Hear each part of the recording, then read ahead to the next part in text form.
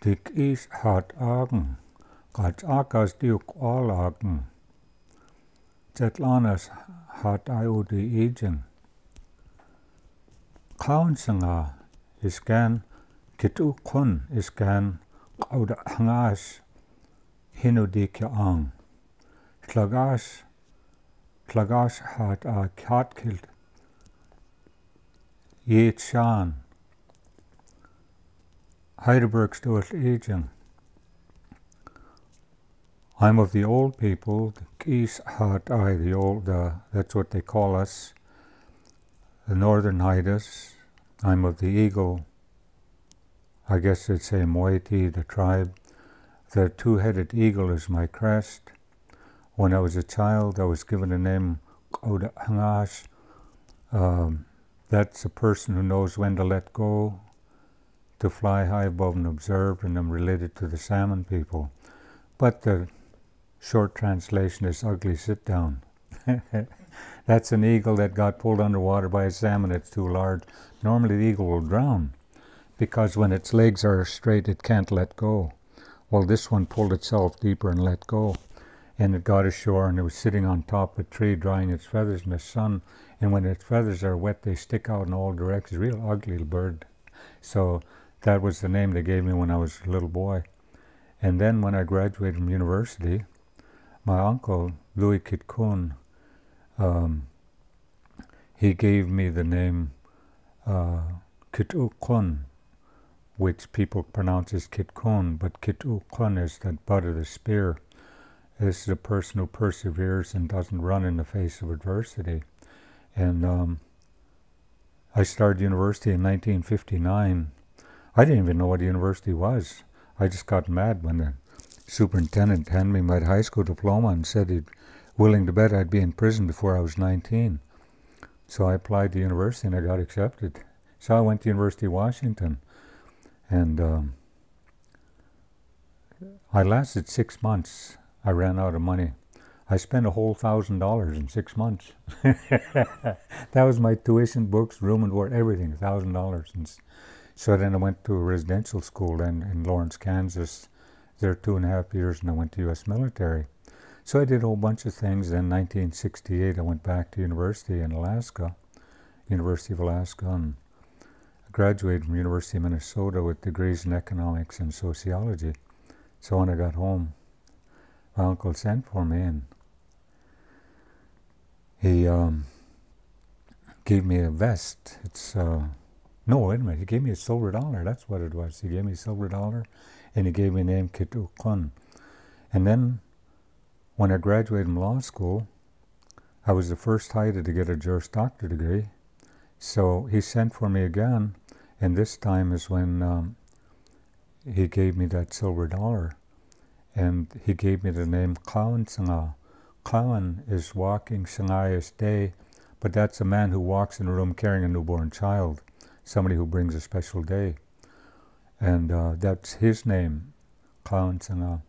And that uncle, Kawan Sanga, is the one who was given title to the Stikine River by the Tlingits as payment for a killing. So there's a staff that's carved for that one of the, we call Kasan Haidas, but that's not the right name for them. They're Guskun. When we first came back north after the ice, there were two groups. One was led by a man named Kiljats, and the other one was Kutkit. Kiljats was the raven side. Kutkit was from the eagle side. And Kiljats people landed at what was later became people called Kaigani or Cape Mirzan by the Spaniards, and the others landed at Cape Shaken or Moria Sound, and those were the eagle side. And they found a place to live, which later was called Sunshine Island, and it was called Guskun because it means where everything begins, everything starts out from there. And then when the Tlingits started visiting, they were always expressing how beautiful the place was, so they call it Kasa'an in their language, Kasa'an. And it was sort of people were quite proud of the fact it was so beautiful, so they started using that word themselves, called it, and it became Kashan, which is Kasan. And anyway, so they're from that side of the island, and they speak more of the language from Masset, the Masset people there. But anyway, these two groups came across on rafts, and they separated in the fog, and that's how some ended up on the north, some on the south. I mean, down the west. And so I'm descended from the west ones. There it is. Ishlakam. So that, and we're called East Hat I. There's an island off of Langara. Well, Langara Island is one that was called. There's lava rocks there that are fused into. There's different colors in it, and it's called East. East is something very old, or it's something that is sort of, it exists on its own. It can exist by itself, we'll put it that way. It's kind of separate. And when the people first lived there, it was called Islangai. Islangai is like a rock sticking out of the ground. So that's where we lived before we moved back across to the what's now the Alaska side. And we use the word tsak. It comes from the Dene people. Before the ice, the bald eagle was not near where we're from. There was a giant black bird we called Nunkalsh, the black-skinned one. It was a giant black bird that I think was probably a giant condor, and it lived in high places. And then when it got cold, that one left and it never came back. And as the people left from up north during the time, it was called Singai La Hilkiagen, or as Masset would call it, Singai. It meant that the atmosphere was always warm. It was always pleasant. And then it started to change. It started to get warm, then cold, then warm and cold. It started to rain. It rained harder, but there was less water. The trees started to die. And then the last part of it was called Sat Lagash. This wind came from the sky that came straight down.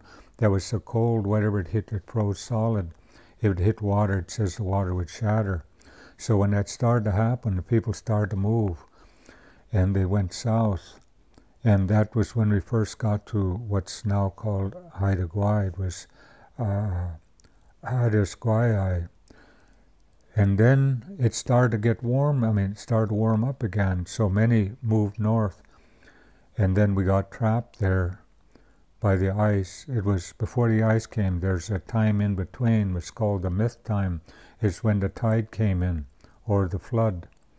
And that's when there's a rock painting near Heidelberg that shows this big canoe going north with lots of people in it, and then a smaller one going south. And it said that's where we lived at that time. There's a place called Jutsik, where the tide was strong, and a mountain called Chanach. Today it's called Copper Mountain. And Aga told the people that the tide's going to start coming in till it comes through the trees and covers everything, and to get ready. So they cut rocks that were maybe a little over a meter long, and they were rectangular. And they took kelp and a certain type of tree. There was no cedar at that time, but they took the bark from certain kind of tree, and they made what in old sailors called keckling. They took that kelp and they wrapped it with that bark, and then they made like a net over that stone, and they carried them to the top of Chanach, Copper Mountain, or Jumbo they call it. And then these anchors came down, and they had stones. They were like a teardrop. There's one in Heidelberg. An old man brought it down off the mountain, and he brought it home. But it's teardrop shaped, and there's a groove all the way around, so they get tied.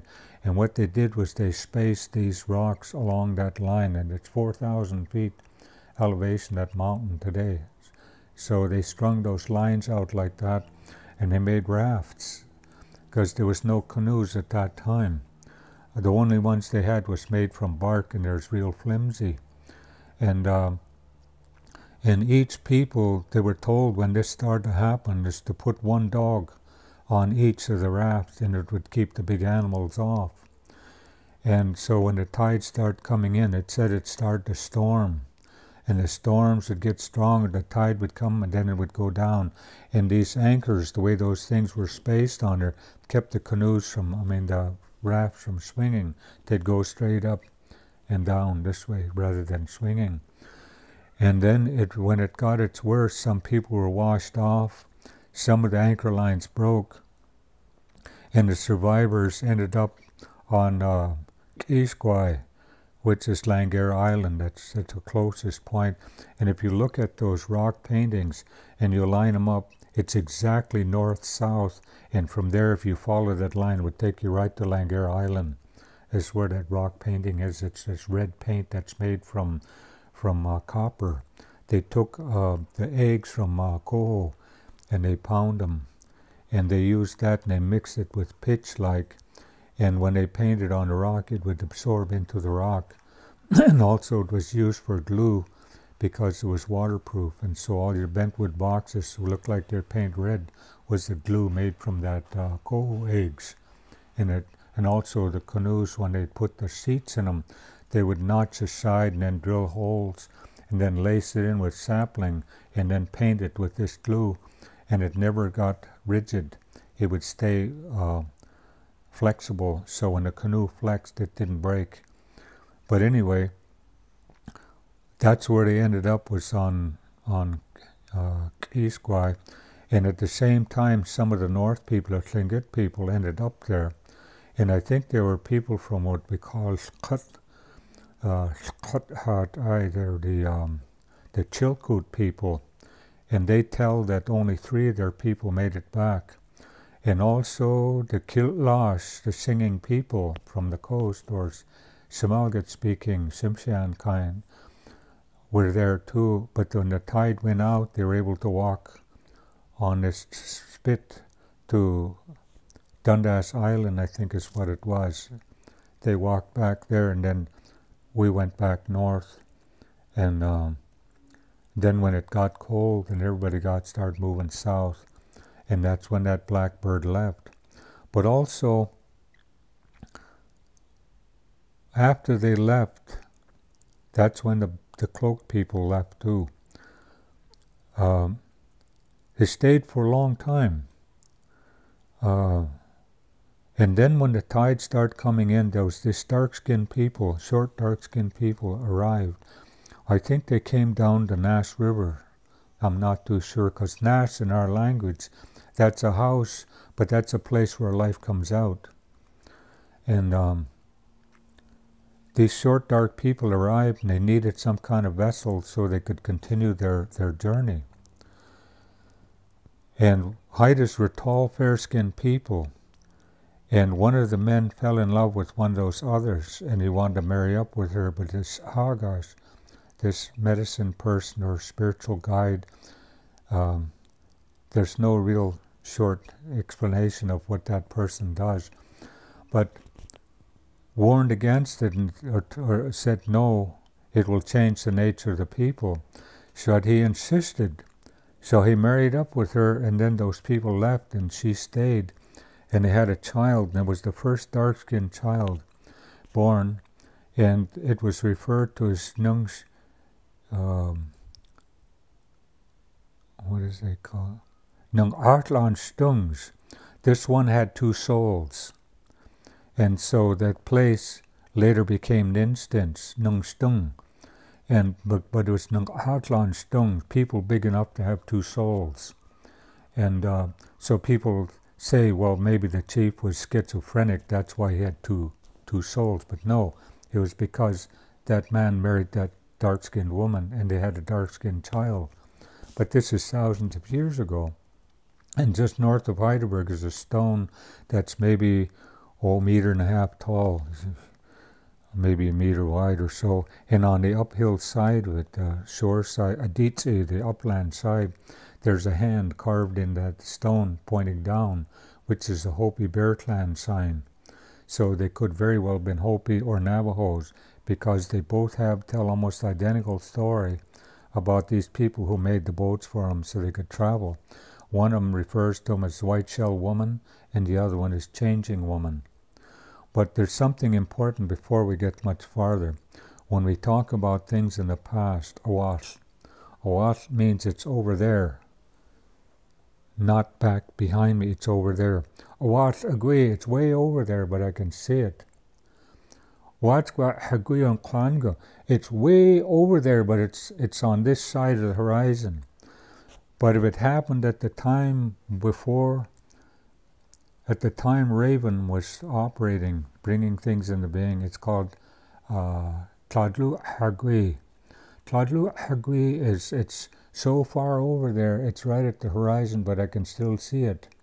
And if I can see it, I can take you over there to experience it. So the past is in front of me, it's not behind me.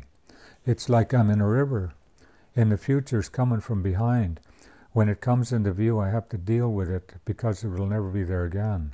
And sometimes when you're in the river, something comes in and hits you in the face. If you put it behind you, it's going to hit you in the face again. A traumatic experience. So instead of putting it behind you, let it go to see where it fits into your history. And so long as you look at your history, you'd never go wrong. It's sort of like you're sitting in a boat facing the stern, and the boat's traveling, you can see the wake, and that's the path that was laid down for us by our ancestors. So if we watch it, we can tell if we're going in a straight line or we're wandering around or going in circles, because we watch our history. And so it's really important that when you tell a story, it's not long time ago, it's way over there, we can see it, and that's where we'll go look at it. And so when I'm walking, the future is ahead of me in a physical sense. I can plan what I'm going to do, but I can't see far enough ahead to know what's going to happen when I get there. But as I'm moving and it becomes the past, that past is right here in front of me. So when we're traveling in a canoe, and nobody to give orders, because we didn't have anybody giving orders. Everybody knew what to do. It's sort of like those birds that could move together. Everybody could move as one mind. So, say a big wave came, the guys would know immediately what to do because their history is right there. All their experience, they can grab it right now, and they would know what to do. The only one not facing forward was Nat Yak-U, the nephew. The true nephew would always face the stern. He'd sit back to back with his uncle. I didn't understand what my uncle said when he told me, this old man, it says, me and you, we sit back to back. And that's what he meant. You're my true nephew, you're going to inherit from me. And so when you're traveling, that nephew would tell his uncle everything he sees, whether it's a threat or land features. So when you turn around to go back, my uncle's going to know where he is all the time because my nephew. Same way with a cradle board. If you put the baby back there and it's looking, it always knows where it came from, and it's going to know how to get back. But you put it here, it can't see anything. It doesn't ever see anything. It doesn't experience anything except seeing what's ever in front of it. And it's all hunched up. This way it's straight. It can see where it came from. It knows where it's going. And so when you tell a story, you got to know where you're going. See, every story started way over there. And every once in a while it'll come by. And when an eagle is circling and it starts to lose altitude and airspeed, it flaps its wings to pick up speed and to gain altitude. And then when it finally reaches up there, they say the eagle flies. And this is the same way when you're paddling a canoe. When you first start, they paddle real hard until you get up to the speed. Everything has a natural optimum speed. And when they would hit that, the person paddling would say the eagle flies. And now you change the rhythm of your paddling. So instead of just, and it's rowing, not paddling, because you put the paddle in and you push. You don't pull. You push with this inboard arm like this, and you control it. And you don't get tired.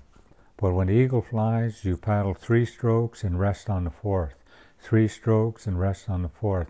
We did that when we went across to Alaska on Lutas, and most of the guys on there and women were not in good, we'll say, physical condition, but they didn't get tired because they were using that technique. And so you could go all day like that without getting tired. And so it's really important to understand the concepts of what it is. And same with Raven, our concept of time is so different. But people understood that about time and space, so Raven can operate without any rules of time or space. And so this is what Saga is able to see, these things, is be able to see other dimensions, of being able to understand, to perceive more than just see. And so when you talk about Raven, Nankilslas, that which always was, always is becoming, and is created by our speaking. So it's more than just his voice is obeyed. Nankilslas, his voice must be obeyed. It's this being that exists in all these different time continuums at the same time. It's the same way when a person dies. When we go to the village back there, one of the young women was saying she always wondered what would happen when her mother died, because she had been married 3 times and all 3 husbands predeceased her. What's going to happen if they all meet? And I said, there's no problem, because the way it was explained to me is that she'll see each one of them, but they'll always be in a different dimension. So they'll still exist, but they won't be aware of others' existence in that way. So there's no problem. So marry as many as you want. But so when they talk about the time, the concepts of time are so different. And that's what makes our stories difficult, is that they don't, like what I'm doing to you right now. It'd be difficult to put this in a movie the way I'm explaining things, because almost nothing is self-evident. Everything has to have an explanation at some point. But lots of times the explanation I'm giving you now for this won't really have application to something else, but in other senses it will explain more of something. So, I don't know, maybe I'm getting this a little bit too convoluted here, but so when we talk about our traveling across to Alaska and about the time of the ice, I'll just talk about this and then stop. We lived on what's now Prince of Wales Island on the north end, which we called Sagwa. And from there we could see the ice. But it was told that there was a strange mountain was growing. When the clouds would move aside, there was this black thing that was leaning against the other mountains, but was taller than them. And the wind coming from there was cold and dry. And so our word for north refers to that cold, dry wind, that it's the air singing over the mountain. The airs were singing over the mountain that brought healing. When it comes from the west, it's the air is singing over the water from the ocean side of the land. If it's Sat Lagas, it's coming from the air is singing from the sky, or it comes over the trees and straight down, or it comes from the mouth of the Nass. And then the south wind is the wind singing from the mouth of the Skeena River that brings storms, because the Skeena River used to be out to the southwest of what's now Haida Gwaii, out past Cape St. James. It was way out there. There's an island out there called Sow Island, and that's because that's where they got to Oligans before the Raven rolled up the river and took it away, before the ocean took it. And but anyway, people decide they want to see what that thing was. So a group of men went, but they couldn't get close because the wind was too strong. And I was talking to some glaciologists and some other kinologists, and I told them about that. And they said, yeah, you get an ice mass that's maybe 2-3 kilometers high, that the cold air just flowing down off it, by the time it reached ground level, would be doing maybe 200 miles an hour. So I said, well, what does that do to your theory about this ice-free corridor from the land bridge? And the one guy actually blushed. He said, we didn't think about that. Because you would have had an ice-free corridor with one hell of a wind tunnel. It would have been very dry, very little vegetation, probably no food. So how are you going to travel 4,000 miles down through this ice-free corridor? No, everybody traveled on the ocean or walked on the beach. And so anyway, I was telling them about this story about Kitukun, the one that killed a giant brown bear. But the way he would do it is he would taunt this bear, and he had a long spear.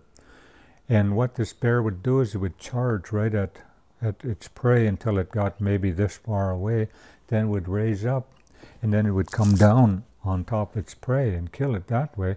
And that's what this man is waiting for. So when it come down, he would guide that spear so it impale itself. And if the butt of the spear slipped or it broke, then he was lunch. But anyway, I told them about it, and they scoffed at the whole idea. I said, there were never any giant brown bear. There were never even brown bear here. I said, okay, you guys are digging around looking for stuff. You go to the north end of this island, you dig around here, and you tell me what you find. It was about 10 years later that they reported they found the jawbone of a human that lived there around 9,000 years ago. And they found not only the bones of a brown bear, but also the remains of the giant brown bear was found there too. So our history told it would be there. And one day my uncle, Ani, Delbert Nix, he was reading a book about the development of language. See, on the U.S. side it was different. When we finished, I guess you might say, how far we were supposed to go in residential school, there was no restriction on getting licenses or anything like it was here in Canada. So quite often, many of those old people went on to school on their own. So my uncle, he left the residential school in Sitka, and he had an uncle that was working in Seattle as a night watchman at the Bon Marché big store there. And this is around 1912, 1914. And when he finally got there, and he enrolled at Ballard High School by Seattle, and he graduated from there. And then there was a business school there, and he still wanted to know more, so he went there. And a guy named Edwin Bronovich, he also went to school there. And my grandmother's sister went to normal school, and this other aunt, Helen Sanderson, went to normal school where they went to school to be teachers. But then my Aunt Bertha, my grandmother's sister, she went on to work as a dental assistant. So people had all these kinds of education that went far beyond what they were trying to beat into them in the schools. And so they were always reading things and traveling and doing all these things. And so when I asked my uncle, how come you're reading that? He said, you ever talk to people that talk about this stuff? And I said, if I ever run into them. He said, well, next time you see him, ask him if they know when the dog learned to bark. And I said, well, okay, I'll ask him. Well, our history tells when the dog learned to bark. It said, see, the dog is the only one in the canine world that barks. And this was a particular wolf, group of wolves. And when the men were hunting, see, we didn't eat meat for a long time because we don't have the teeth for it. It wasn't until they started learning how to use a knife. With fish, you could smash up the meat and you could eat it. You didn't have to tear it with your teeth. And so when they started learning to eat meat and kill animals, they killed an animal, and these wolves, they were laying there watching them. And the pups were out somewhere else, and they kept watching. And so when they got through cutting this up, they threw some to them. And they're going to share with them, our relatives, that's our relatives. And so these others were the females. They turn around and they start making this, ha, ha, ha, ha. And here come the pups. And so they ate. And that's our word for dog, ha. And later it tells how these would be around at different places. So this is not just Haidas. I mean, this was before we were Haidas. This is when we talk about Tlauk Egong, all the humans that became different. Later we're all put on land that looked like us. We're given a language that sounds like the land. We're given the language to describe it and all the relatives, and also teach us how to maintain the balance. But anyway, at one of the camps one time, it tells of how these females, there's 4 or 5 of them, came and they laid down like that. And they start making that sound, that and then they got up and left. And pretty soon they come back and they did it again. And after about the 4th or 5th time, is maybe we ought to go see what's going on. So they followed them. And here were the males. They had a big animal cornered, but it was too big for them to bring down. So the humans brought it down and then shared half. And they said that's when the dog learned to bark.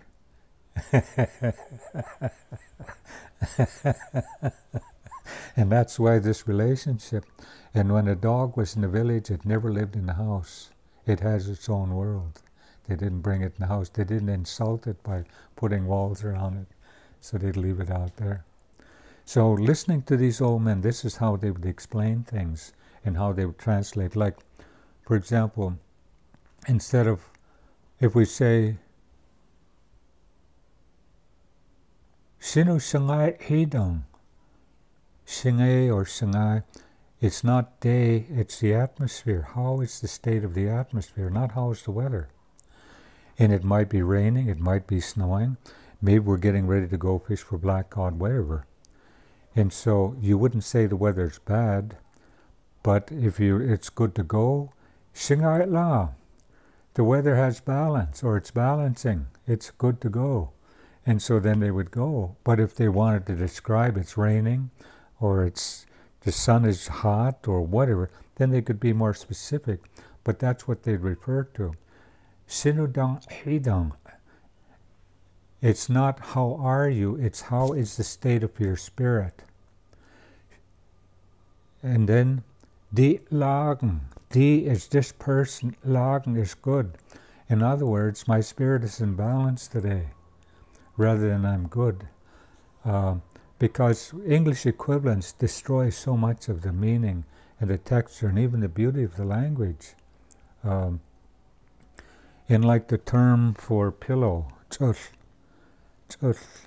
I asked my uncle, that's a pillow, it's a sinker on a fishing line, a bullpine and a muskeg. I asked him, how come they all have the same name? And he just smiled and he says, because that's not what they are. I said, I don't understand. Oh, he said, it's simple. I said, well, I'm simple, so please explain. So he says that pillow, when you put your head on it, it takes you down into another world, another reality. That sinker, you put it on the line, you put it in the water, it takes that hook down into another world, a reality. And that tree, he said when your body's severely injured, there's a part of that tree that's used to make medicine that permits your mind to go into another reality. Well, your body heals itself. So I would ask him these kinds of questions about why does a tree and a sea lion have the name Kate, the same name? And I asked him, why does a road or a trail, a ladder, a doorway, and a clam all have the same name? And again, it's because that's not what they are. And again, he said, it's simple. And he said, Q, that doorway will always lead you to a certain point. Q, that ladder will always take you to a certain point. Q, that trail will always take you to a certain point. Then he stopped. I said, well, what about the clam? And he looked at me like I was defective, you know. And he said, when it squirts water, he said, will always lead you to a certain point. So you can't learn our language by learning a vocabulary unless you understand the concepts that are being used. And so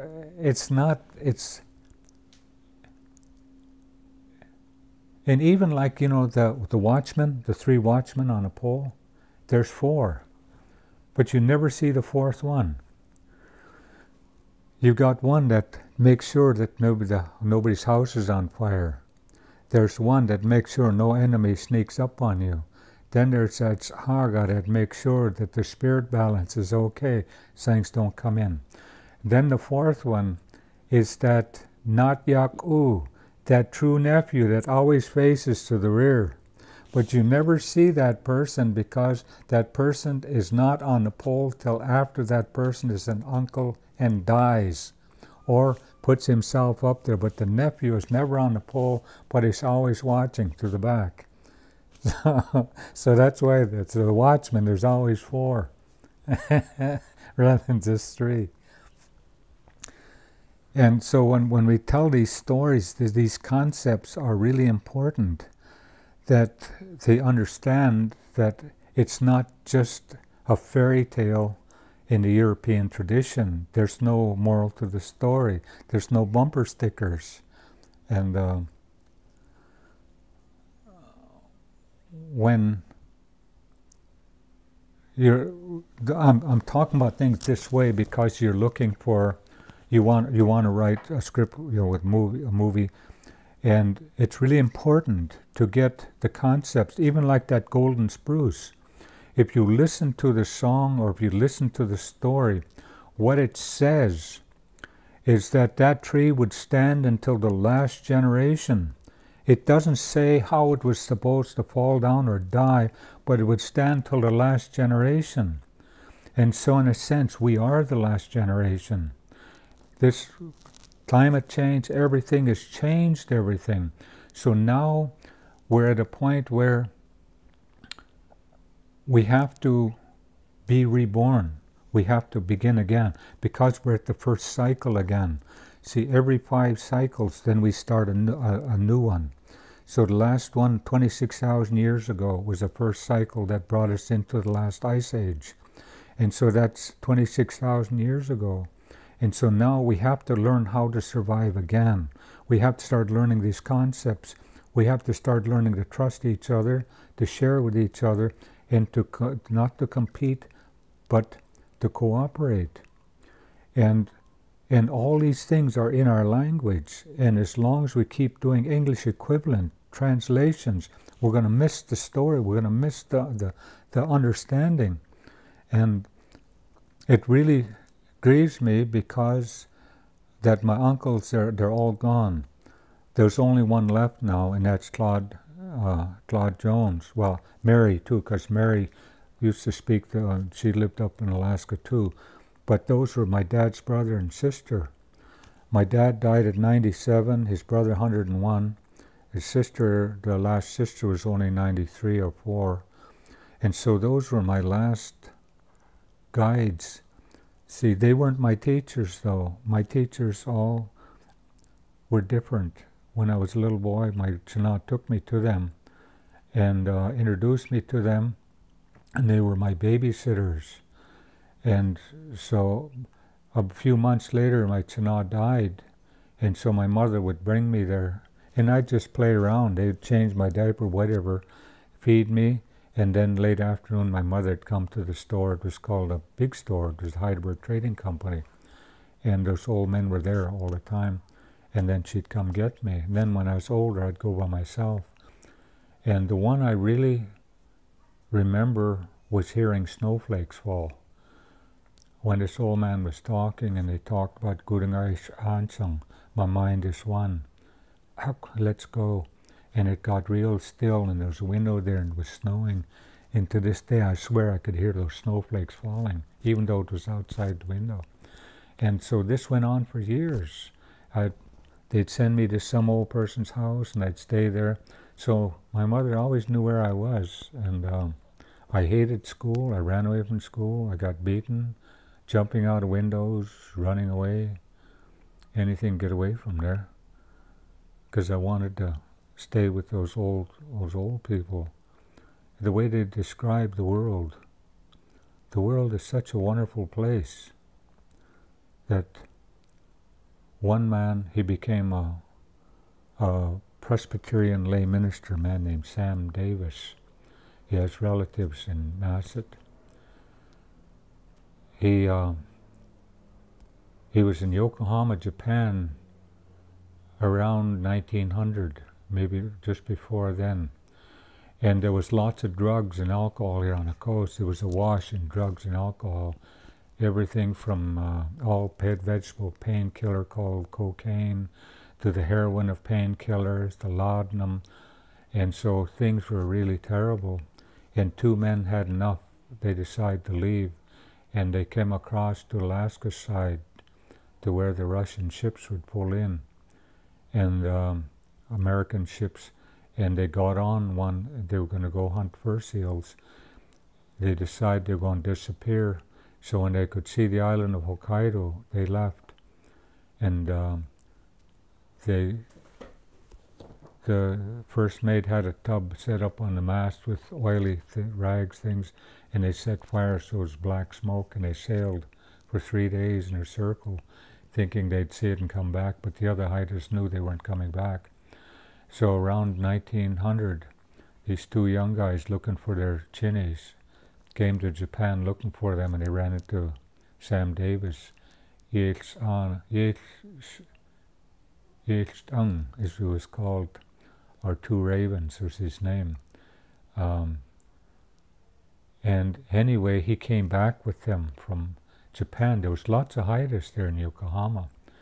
And he lived in Masset for a while, then he came back to, it was called Haukan, but it's really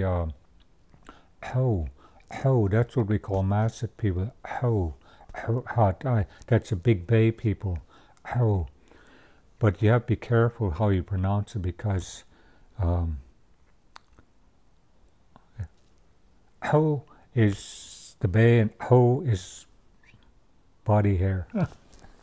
So, but anyway, how can is a small Pacific cod, and after the ice, that was a bay there. It wasn't a channel, but that's where the village was at the end of this big bay. So they called it after those fish, how can. And that's where Sam Davis went when he came back from Masset. And then south of there, about 7 or 8 miles, was another village called Qoyantlas, Muddy Water Bay. And they were very wealthy people. They said at least every house had at least 3 poles in front of it. But he would walk there pretty much every day, and he said about halfway was a big boulder, and he would sit there. This thing is maybe high as this ceiling. And he'd sit there and look at things, because he said our world was disappearing, and I didn't know how to stop it. And I'd watch the animals playing around, the birds and stuff, and he said I would feel this deep sadness, because I didn't know how we could stop it. And then people was always going to church, and they'd listen to him talk about this thing, this Jesus is going to save everything. But Jesus is pretty mean when the way they treat everybody. They hate children. So he said, I thought about it, and I thought, well, maybe if I get to be a preacher, I can talk about anything I want. They can't stop me. So that's what he did. He became a lay minister in the Presbyterian Church. So he'd use Haida stories as parables, and he'd use Haida songs as hymns.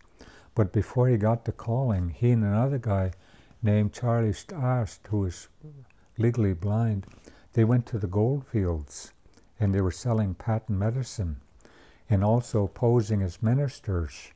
And so they would marry these men and women, but these were real con men. One of the requirements before they performed the marriage is they had to bath the bride. And they would do this. And they took animal droppings and painted them with food coloring or dye, something, and sell it as pills, as medicine. So they did all those kinds of things. And at the same time, my grandfather was a packer on the Chilkoot Pass, and he said sometimes the packs were 200 pounds, and they'd make 2 packs a day. They got paid so much a pound. And he said it was wearing me down. So he went up to the Yukon River and worked on a steamboat there. So they talk about all those things, those places they went, they traveled. They said that's how you learn. You have to travel, and you learn from it. That's why the shape comes from the head of that sea turtle. We call it Hanagar's Stan, the Hawaiian crab. It's on top of its head. It has white with black lines, and this design is up here. And it traveled, because see, our canoes went there. They followed a bird called T'aitl. T'aitl is the Pacific golden plover. It's in New Zealand, and it has two flyways. One goes along the coast of Asia to Siberia, where they nest, have their young, and fly back. The other one comes across the Pacific, across Hawaii, then up near Haida Gwaii, and then they go up in the Arctic to nest. They have their young, and then they fly back. And so by following those birds, that's how we got to what was called Huntlaws. Huntlaws was fresh water there at that island. And then once when they went there was humans there, and they called it Kauai. But there was a man in Masset that knew all these things. And so I went to see him because I heard about him. So I asked him if he knew the story about the canoes when they got to New Zealand. He said, "What did you hear about it?" So I started telling him about that bird. And I said, when they left there, they knew where there was shallow water where they could dive for food. And he put up his hand like that. He said, in Haida we call them hot spots, because there's food, they could dive and get food. That was Henry Geddes. He knew that whole history. He was the last one, he said, was trained that way. And so he told exactly the same thing I was told about those things. You step on them, they'd scream. Those snails that scream when you step on them. And there was birds that walk. You know, these birds couldn't fly, so they called it that, the island where birds walk. And it's a moa, I guess, bird that they hunted to extinction. But it tells how they got there, about which stars that they would watch, how they marked the sides of the canoe as to which star. If the mark was here and the star came up here, that means they have to change course to the stars right here. And that's how they know to get there. And then when they were there, it's called the Pleiades, is when that one was in the sky, they'd pull the canoes up and they wouldn't leave until it was gone, because that's when the storms from the west would come, because the trade wind comes from the east, and when it comes from the west, it's when that's up there, and they wouldn't leave. But they wouldn't leave here until the tide reached a certain level. There was holes drilled in the rocks, and when the tide filled those holes, then they could go, and that's how they knew when to go. And before there was sails, they would paddle, and they could make it from Kaekani to Hawaii in 14 days. And San Francisco, it took 12 days, but if they went along the coast, it was 44 days to get there. But they knew where all these different ocean currents were. So when they'd hunt the fur seals in the spring, they would go out from Cape Muzon 2 days out, and there was a current flowing south, and they would just drift in that till they could hear those seals coming. And then they would move into the one moving north and let them catch up with them.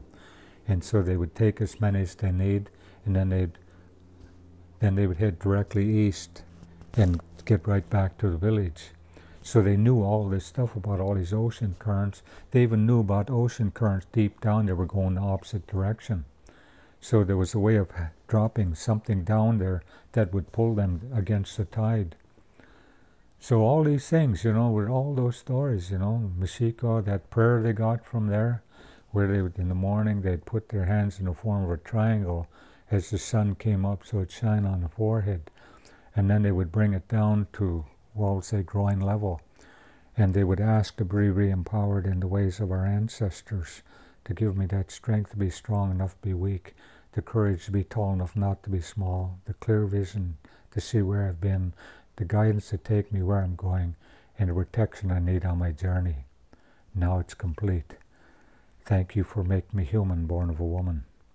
And they would do that. And I was talking to an audience at Schreier University in Kerrsville, Texas, And a guy came up to me and he said, "Where did you get that?" And I said, "My ancestors got it from somebody called Mexica." He said, "I'm Mexica."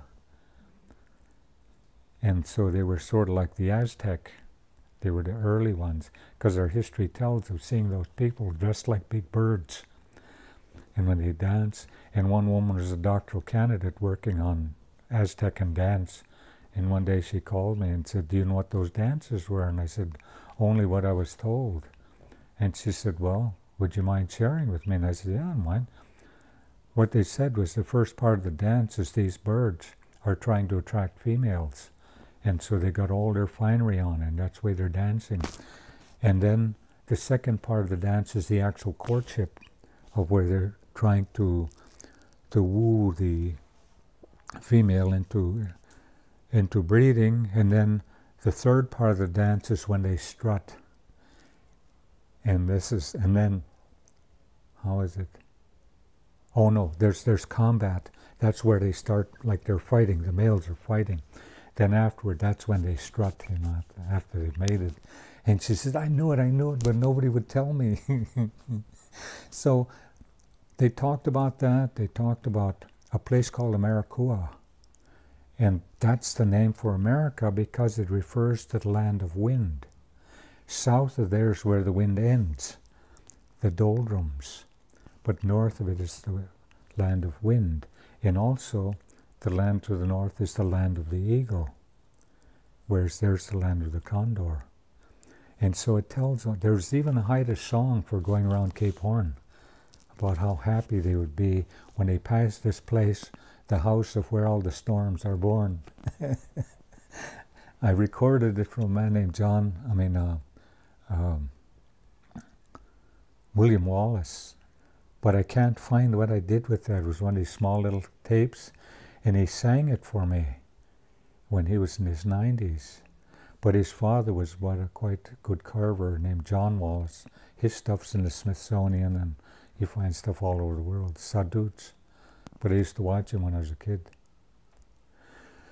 So anyway, I've managed to ramble across about 50,000 years of history. Woody, can you tell us again how you prepared yourself to learn the stories?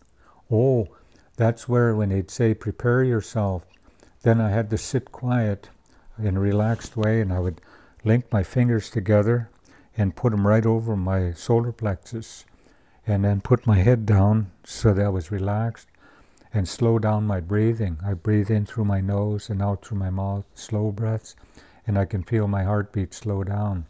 And my mind is sort of like, we'll say that a glass beaker or something with silty water in it, and you have to let it settle. And so that's what you're doing, you're cleaning your mind. So now that it's clean, it's clear, it's now and that's when you say, Hilki, I'm prepared. And so then you don't think about anything, you don't try to memorize anything, you just, it's like when you're going to shoot a film. Roll sound, you're not listening to anything, you're just hearing everything. And you're recording whatever sounds you hear. And so this is what I was taught to do. And to practice it, you can go outside and find a place that's quiet, and you do this every day, the same place every day. And you sit there, you put your head down, close your eyes, slow down your breathing, and roll sound. Just don't try to hear anything, don't categorize, don't try to explain or even focus on. Don't let your mind focus on anything. When you're ready, you open your eyes, now you're rolling camera. You're taking an establishing shot. You're just looking to see what's there. You don't try to focus on anything or explain anything, just look. And then when you're ready, you get up and walk away. And every day when I would go there, the old man, one of them would ask me, what did you see and what did you learn? It's about a half a mile from my house to that store, and there was only one road. And I'd walk. And one day I started describing what I saw. The next day, what did you see and what did you learn? Well, most of the time I didn't see nothing and I didn't learn nothing.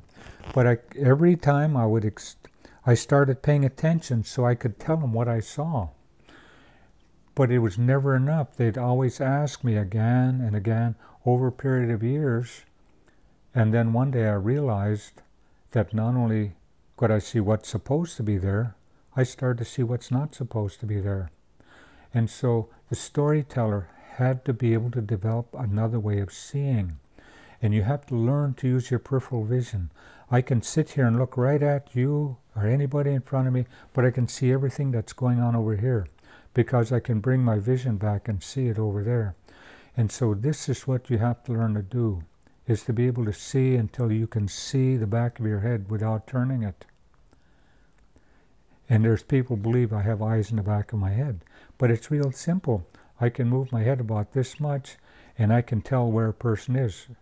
Like Mike Dansley's son was walking behind me and he was going to go around me, and I could see him and I'd move over this way without turning my head. And it was really frustrating him because he couldn't get by me. And finally I stepped aside. I said, I got tired of looking at you. But that's what you do, is you learn to use that. Because I had to get my eyes checked not too long ago because I have a problem with vision in my left eye. It's kind of hazy. So they checked my peripheral vision, and the guy told me that my peripheral vision was probably better than most teens. But it's something I've been using it most of my life. I know it'll get smaller, but that's how you have to learn to see the world too. It's not just seeing the physical things. It's being able to see beyond that. It's sort of like, I was telling Todd, you see these advertising boards, they have three sides to it that they flip over and have a different message each time it turns over. It's like that. I can turn this over to where I'm looking at physical things in front of me. I can turn it this way and I can see another aspect of it. But it changes the focus. Instead of it being way over there, it's like I'm looking at you, but I'm seeing my hand right here. So I can see two things at the same time. Or sometimes you're looking through a tube. You can see this one here, but you can see beyond it. It's a way of seeing rather than just thinking. The mind is a terrible thing. People think themselves out all sorts of things. And so anyway, that's how I was taught to prepare myself. And one of the things they warned me about was the medicine of confusion. They said you start using that medicine of confusion, and then they referred to as Ganil Hanwai. The spirit of that thing will get control, and that's alcohol and drugs. And see, that place is right in here. Your heart, your kook, is just a muscle, but here's where your soul resides, is right here. And so when it feels empty and it hurts, that means you gave up your magic, you gave up your power. That's when your boyfriend or girlfriend left you and you're feeling bad for yourself. It said you have to push it out because you might start enjoying it. You cried where you can't cry no more, and so you have to push it out. And so that's once that Ganil, Anwai, that medicine of confusion gets in there, you can't ever think straight because you never know when that spirit is the one that is controlling what you're seeing, is how they said it. So it's it's not simple. It is, but it isn't. Quite often I don't know what they told me until somebody will ask something, and then it's really strange because I can hear myself saying things, but that's not my words.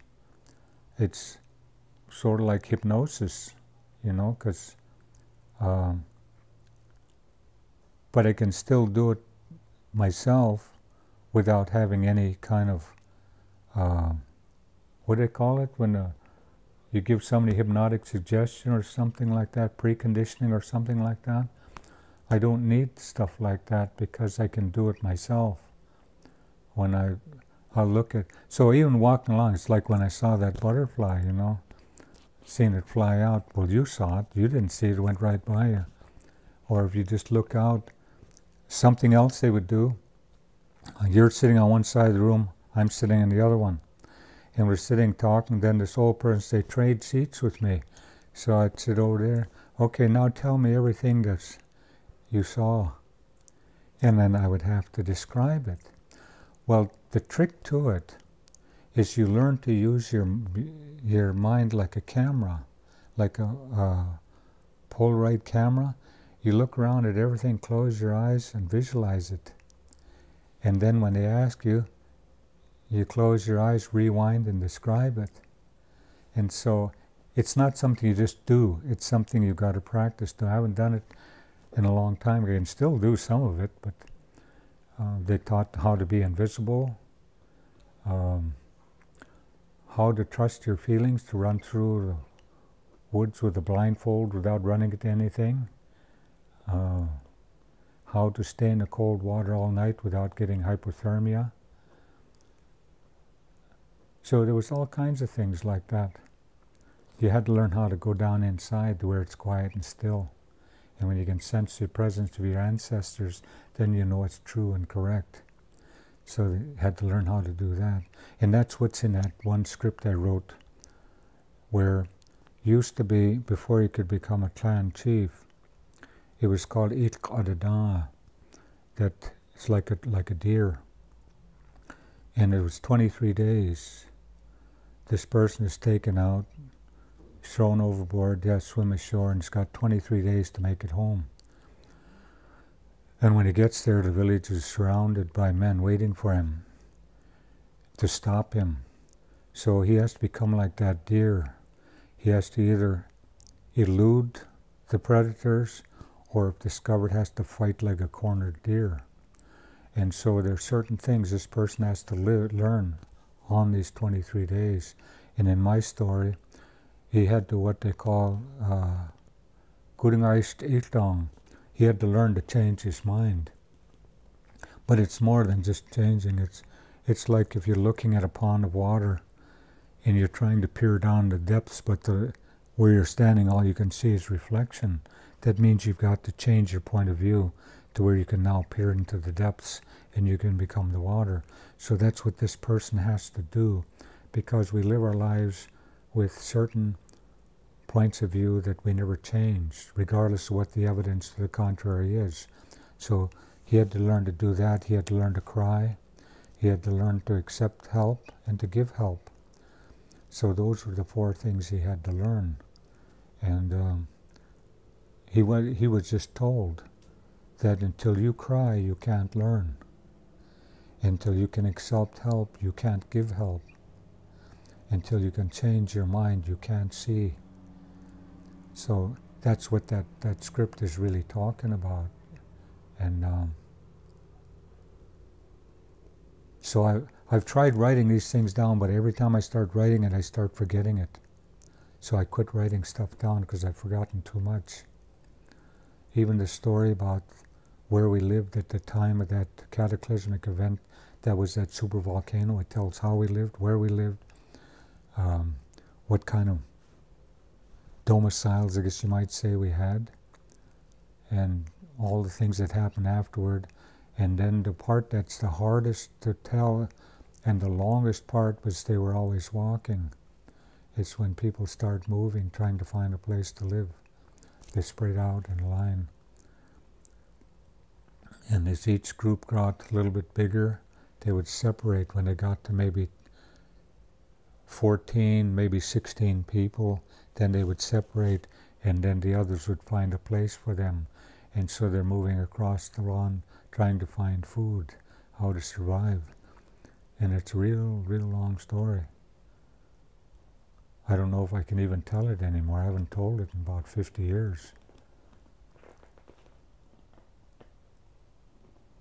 So anyway, that's the shortest way I know how to describe all these things. See, when they did some IQ tests in Heidelberg, I was just in early teens.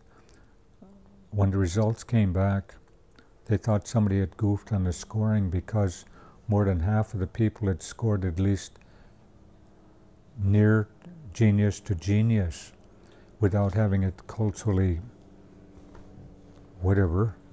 So people retested, and the scores came out higher the second time, because the language permits you to see the world in more than 2 dimensions. You can see actual 3 dimensions, maybe even a 4th, because time is another dimension. And also, it said that a man has to figure things out. He has to know he has to figure things out. He faces things himself. He doesn't wait for somebody to bail him out. He figures things out, and he makes a promise at birth to the female. I'll always walk beside you, I'll always protect you, I'll always provide for you, and I'll never interfere in your quest to find your special place. And I won't let anybody else interfere.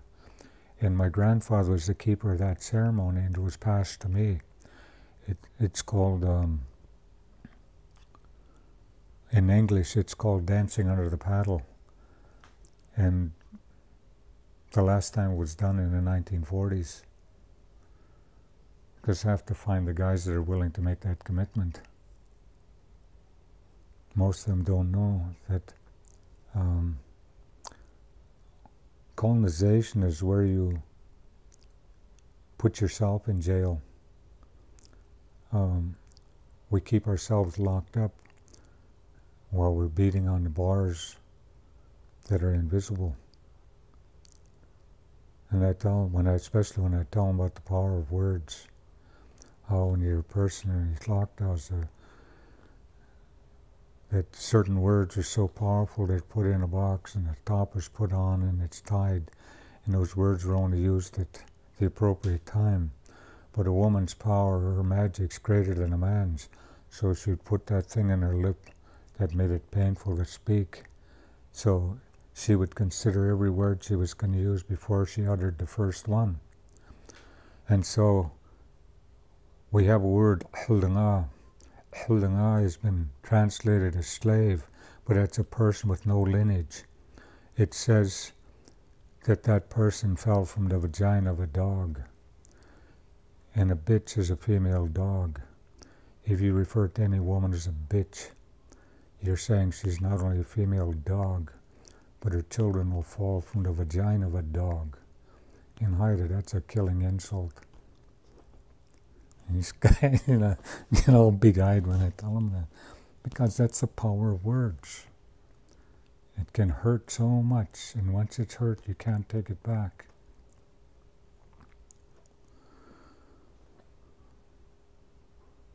I guess that ought to keep you busy for a little while. Is that the story you're going to end on? Actually, no. See, this is where we change the energy. You know, when we talk about different things, we like to tell stories about ourselves. There's a man here named Pat Weir. He's from the same trust as my father, this two-fin killer whale, and his cousin, Monty Brown. And I was about 15 when they came to Alaska to fish with my father. And I got a kind of a cut on my face, and I was putting medicine on it. And Monty says, "What are you doing, Sonny?" I said, "I'm putting medicine on my face." He said, "There's no medicine for ugly." He said, "Except whiskey." And I said, "Your girlfriend said that doesn't work for you." So that's called tui. We can joke with each other real hard and we can't get mad. So this was always a big part of it.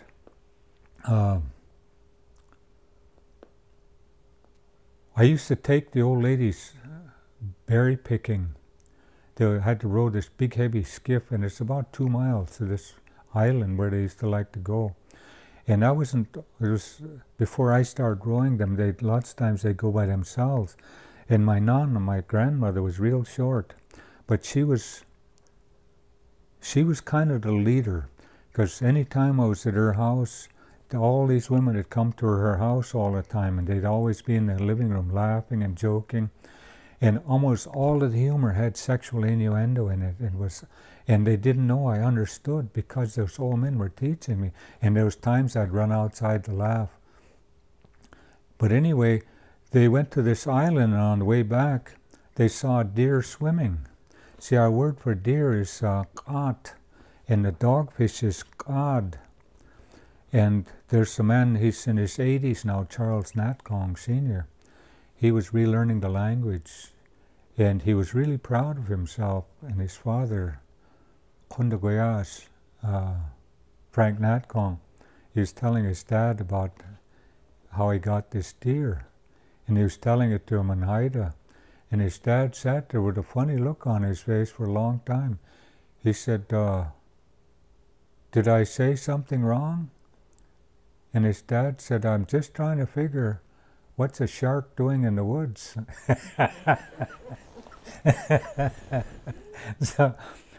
So anyway, they do things like that. But anyway, my grandmother was short, and they were coming, and she was sitting in the bow of the skiff, and they saw a deer swimming, so they decided to catch it. So they rowed up alongside it, and my grandmother grabbed it by the antlers and was hanging on. Another lady was trying to club it with this water bottle, and the thing was splashing and fighting and on. She just kept hanging on, and they were laughing, almost killing themselves laughing, and finally she let it go. And so from then on, in Haida, they called her, she's long and short. That meant that she's short in stature but long in courage. So that's what they called her. And when I started taking them berry picking, one day I used to like to go with them because they made good lunches. And I'd go up in there picking blueberries, I think, and huckleberries, and I'd go on, I'd eat some berries. And one lady, she was bawling out her granddaughter, you stay away from those boys. They just want one thing from you. Now go on over there and pick. And this other one's picking, and in Haida, she said, sometimes they're good for that one thing. I had to run down the beach to laugh, you know. I mean, these are the things I would hear. And but I'll tell you just one story and then I'll quit, but it's about a boy. It's about a halibut. We call it huk, whereas in Mass they say hagu, but we don't use that because in Tlingit that means come here, hagu. So it's huk. Anyway, there's a place referred to as Tas Dumkas, noisy sand beach. When you walk on it, it's like you walk on a drum, dum, dum, dum, dum, dum, when you're walking on it. And just north of there, they called Haida Camp, where they'd go to get halibut in the springtime. See, they wait till after the halibut spawn, because after they spawn, there's not much oil in the meat. And so when you dry it, the oil, it's not much oil, so it doesn't sour. It'll keep all winter without spoiling. So they would go to this place to get halibut, and the women were cutting, and this boy walked by, and he would kick them. What do he want? He called him big mouth, and they told him, Hoslan, Hananang, that's enough. It'll come back on you. Today people use the word sacred, but sacred just means to be scared of something. But this is where there's a direct result, going to come back if you do something wrong, insult something. But he wouldn't quit. He just kept laughing and kicking him and calling him what he wants. And then they weren't paying attention. They heard him scream, and there's a big swirl of water. He was gone. So they knew a halibut had gotten him. So the women started screaming, and the men out there were fishing. They could hear it.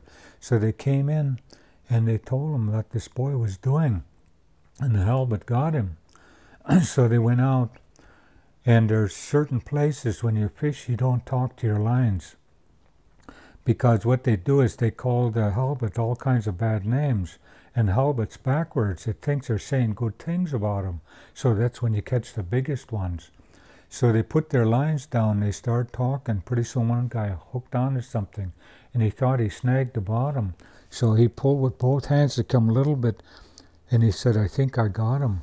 So two other guys started helping him, and the third guy was kind of coiling. And they started pulling it up, and they called the others to come over there. So they're all waiting. And pretty soon it said looked like the bottom of the ocean was coming up. They could see kelp and barnacles. It was a huge halibut. And our measurements are in arm spans, about 6 feet. And they said that this one was about 4 arm spans. It was over 20 feet long. And it was huge and had barnacles growing on it. Because see, a fish will grow until it dies. So this one was quite old. But anyway, they knew it was too big to try to fight it. And so they started moving slowly toward the shore. And when they got close enough, the other men harpooned it. And they pulled it up on the beach and opened it up, and there's that boy's body inside of its stomach. And so they were very, very disturbed by this, because the insult wasn't enough for this justify this halibut ending that boy's life in such a manner. So it was decided that the halibut had to pay a price too for erasing such a small life in that manner. So there's a hill up there that's maybe about 200 feet up. There's a ledge on facing the ocean, the Gulf of Alaska. And so the men carried this halibut, and they talk about later when they went to see the vertebrae were almost the size of a large grapefruit in circumference. So this was a very large. And they carried it up there and laid it on a cliff facing the ocean. And that was to be its punishment for all eternity, because for all eternity it could see the ocean, but it could never get back. And so that they had different ways of doing those things. There was another one where they talk about the octopus, but that one's different. When a child was born, they'd watch the child very carefully. And by the child's temperament is how they would name that child. And that's why I was called Hangas, because they knew that I would not get in trouble. I would consider what I was doing. But as I got older, I forgot, and I would get in trouble. But one boy was called Gladals, which means he walked slow. So nobody ever tried to hurry him. And Skunkdung would he'd sniff at his food, so they never tried to make him eat more than he would eat. So by knowing the temperament, and so when you go to somebody else's house, they would know how to treat you by what you were called. Skunkdung hinudi kiang. I'm called sniffs at his food. So they wouldn't try to feed me more, this sort of thing. But every once in a while, one was born that was aggressive, ambitious, and had a tendency to not consider the feelings of others, and it would hurt them. And that one was called Gudangai Shkela. Its mind was dirty. And so they would work with that child to try to achieve Gudangai Stiltong, to change that way that person sees the world. But if they got to adulthood and they couldn't change them, there was a cliff to the west of the village where they'd take this, first they would take his name and they would bury it to putrefy as it should. Then they would take this person up on a cliff, tie a big rock on him and throw him in. And they said the octopus would feed on him. But this way we didn't breed psychopaths. So we didn't have people like that, but that's what they said they would do to them. And if there was incest and a child was born from that, that child was strangled and put in a tree by itself, alder. See, the alder contains the essence of the woman. In the spring, if you put your ear to it, you can hear its heartbeat. And it says when you're working with the wood from alder, though we be men, we too contain the essence of the woman. And if we're not careful, it can slip from our hands. So, anyway, that's the way they did some of the things. I don't know if it happened in all the villages the same way, but this is what I was told is how that was done. And there's a place north of Heidelberg where it says Raven lived when Raven was doing all those things. There's a rock, looks like a big raven, and it's in my script. It's called Yalkik. Is crabapple. Yacht is a word we borrowed from the Tlingits for raven, so that's raven's food. But anyway, that's where Raven lived at that time. And there's an island there where the octopus covered the whole island because they insulted the octopus. So the island is there, and there's another place, it's called Inwaikun. This is where the killer whale bit a halibut in half, and when it shook its head, the nose half of the halibut landed there. So, and Jutsik, where we lived at the time the tide came in, it's just north of there. It's a real strong tide there. And then if you go out through the pass and farther out, about 8 or 10 miles offshore, there's an island out there called Guaish Anwai, Spirit Island, because that's where Puffin lived at the time Raven stole water from him. And it's quite a long story, but it says when Raven stole the water, he had no container, so he drank all the water. And then decided to take off and get away from there, but he couldn't fly very good because he was full of water. And then when Puffin discovered the water was missing, he knew Raven had done it, so he went after him. And Puffin really flies fast like that. And Raven, he's a good flyer. But Puffin was gaining on him, so he started spitting the water out to try to gain a little more airspeed. And so wherever that water landed became rivers and whatever. And finally got to north end of Haida Gwaii, and Puffin was just about up to him. So he spit the last out from his stomach. It was brown colored, it's called hadu. And the water around the north end of, around Masset area is brown. And that's where Raven spit out the last of the water, that hadu. And it says that Puffin caught up with him and threw him on the ground and was pummeling him. And Raven was saying, I'll give you something else. I'm sorry, I'll give you something else. Because Raven wasn't a fighter.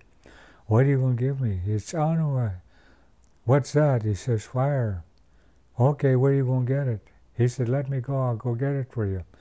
And it was a volcano off to the northwest from Langara Island. That's the most seismically active part of the northeastern Pacific, is right out there. And so there was fire coming out of that volcano. And he says, how are you going to get it? And he took a branch from a branch from a tree, and he put pitch on both ends. And Hawk had a real long beak. And Hawk was a great flyer. So I told Hawk, he says, you put your beak as long as, so you carry this stick, and you fly along that until it catches fire, and then you flip over and fly the other way so you catch the other side. So Hawk, as the Hawk was getting closer, his beak was getting warm, and it's starting to get soft and bend like this. When it ignited, Hawk flipped over this way to fly the other way, and that's when his beak bent back like that. That's why his beak is this way. And caught fire on the other one. He come back, and Raven took that thing from him. Raven didn't feel sorry for him either because his beak was like that. But he gave it to Puffin, and Puffin went in his beak and took off. And so when you see pictures, that's why he's got those streaks on the side of his cheeks. And that's where we used to get, there was something you used to get for making rattles before,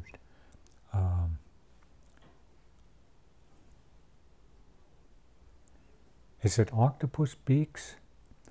That when they come off, that's what they use for rattles. I don't know how they used to get those things, but they used to get them from up around that area. And then they started using deer hooves. Oh, the puffin beak, that's what is the beaks from the puffins would come off as they're growing. It's like a snake sheds skin. It comes off, that's how they get those puffin beaks they use for those rattles.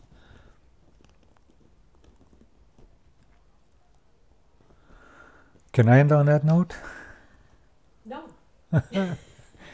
It's like someone say, what are you, queer? And you say, gay. What's the difference? Well, gay is no. Are you exhausted? Huh? Are you exhausted? Are you talked out? Oh, yeah. Yeah. Well. But what you're like, one of those I've got some springs that tea comes here. out of the earth Well, do you have any other questions? Because Um, if I can answer any other questions, I will. well, there's no end to the stories, I guess. No, there are no ends to the story. Because there's a gap in every one of them that's filled by another story. And so when they were teaching it, it's not like getting a narrative that goes from one end to the next. Each one fills the whole picture each time. Each one is a full picture of seeing the back of my head without turning it. So, and in it are details of the culture that have to be passed on accurately.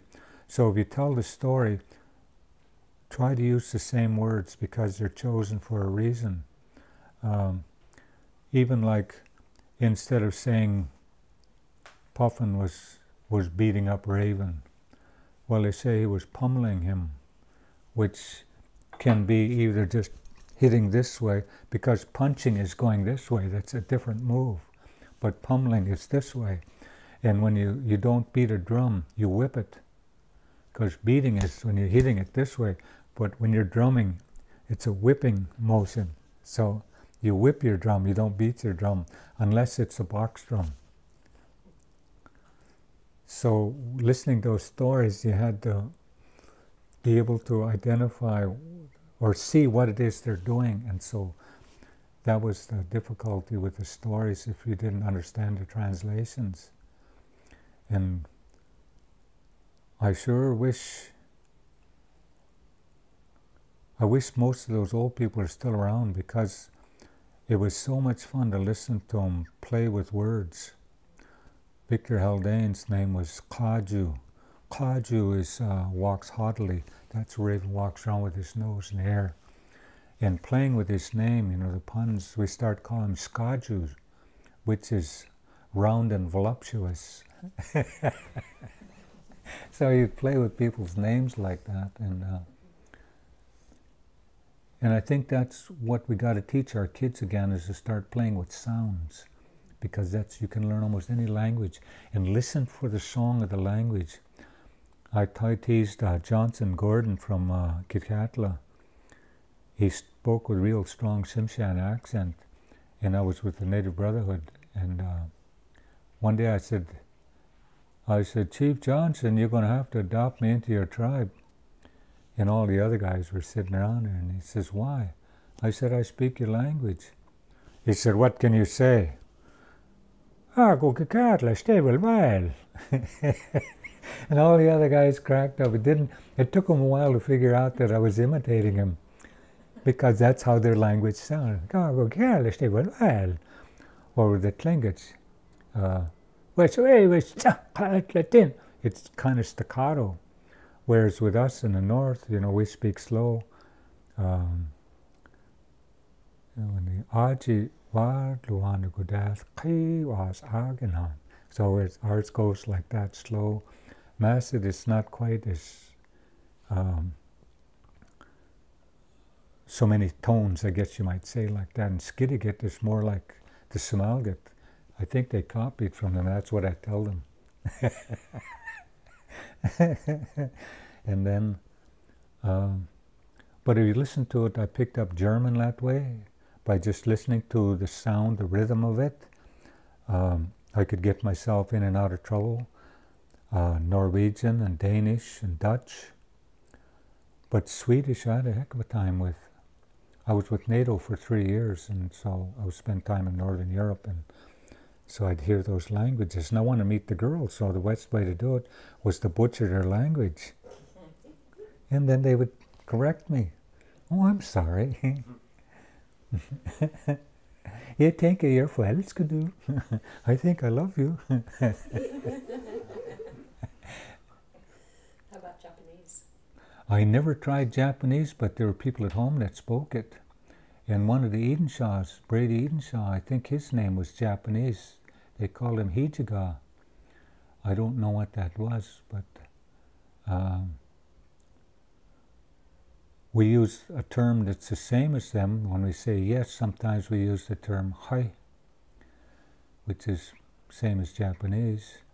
But there was a lot of Haiders, spent a lot of time around the Ainu people, mostly there. And the Ainu were actually the ninjas, and the Japanese were a whole bunch of different tribes. And they spoke primarily, from what I understand, was the Korean language. And then they came up with these warlords, and they were fighting each other. And they would hire the Ainu as these ninjas, because if they got caught, they could never trace them to any specific family, because they weren't. And then there's some other people from Formosa. There was 2 tribes there. I forget what they were called, but they used to talk about them too.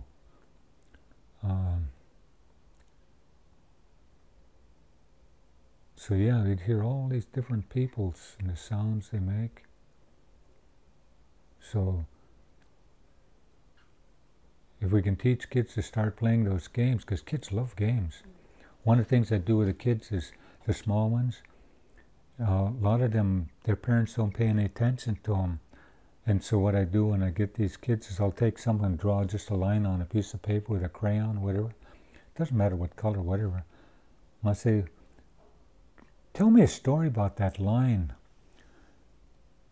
Boy, pretty soon, kids start telling a story. Kids are great storytellers. And that's just the way they get used to talking without anybody telling them to shut up, or somebody listens to them. You don't push them away, you just listen to them.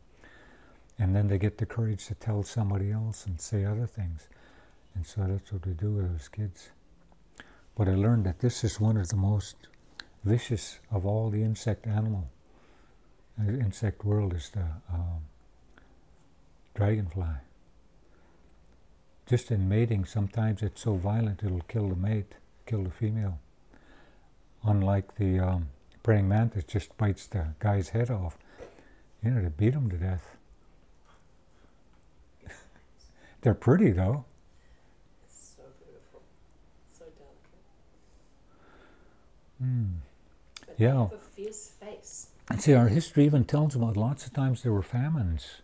The fish weren't always here. And they tell about what it was like. The last one I heard about was, there was a village, it was called Tlinquan in English, but it's Tlenguan, which is the word we use for the mainland. It was a special place, and there's a long bay there called Tlakash, and at the head of the bay there's the waterfalls. But my uncle was telling me that there was a time when there was no fish, there was no game, no berries, there was not much rain, it was dry. And every day the canoes would go out looking for food. And they'd come back with just few things. And an old man told his wife, he said, I think we better go look ourselves. She said, I was thinking the same thing. We can go in the morning. When we get to the end of that place, we'll know. And so the next morning, you always travel into light. You start early in the morning. And so as you're traveling, it gets lighter. And it's about 8 or 10 miles from there to the end of that bay. And so when they got there, where the waterfalls was coming down, underneath it was thousands of dog salmon.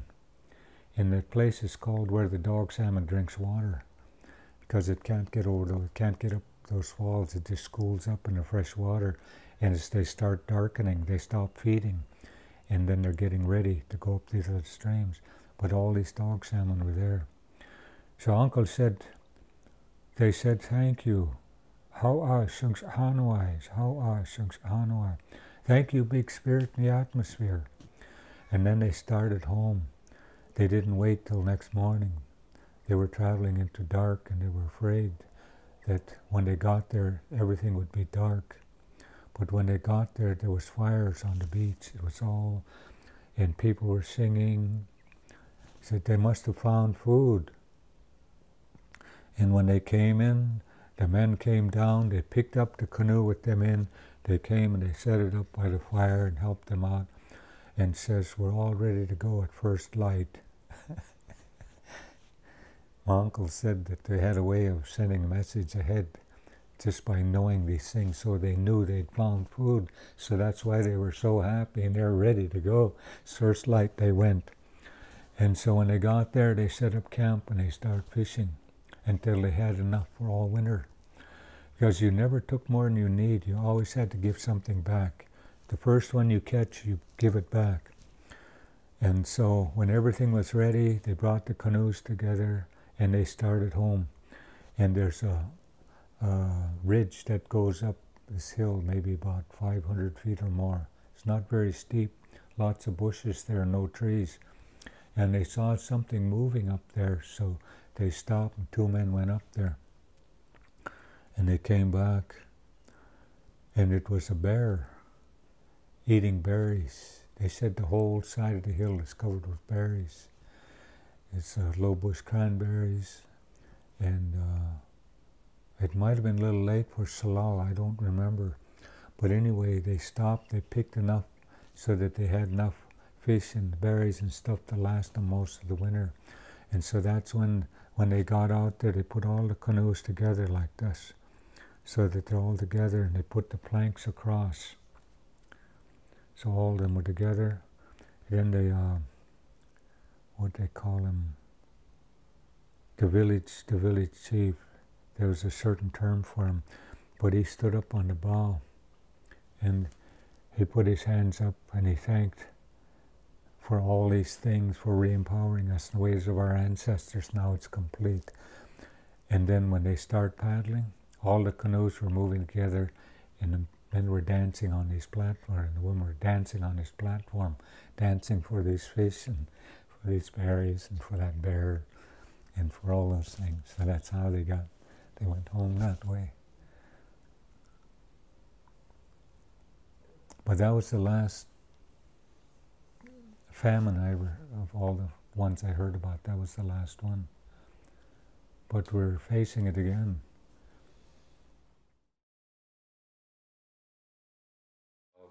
I may have explained that once people got into cash economies, then everything began to change, because everything became either a commodity or an object of worship.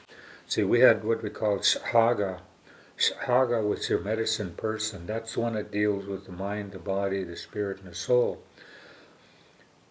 And there was only one, usually not always one in every village. But the problem becomes, one is they're very competitive, is that if you get a bunch of them, they'll start competing. And this is how you end up with a priesthood of somebody says, well, I sacrificed a mosquito. Well, I sacrificed a dragonfly. Well, I sacrificed a hummingbird. I sacrificed a goat. I sacrificed a cow, whatever.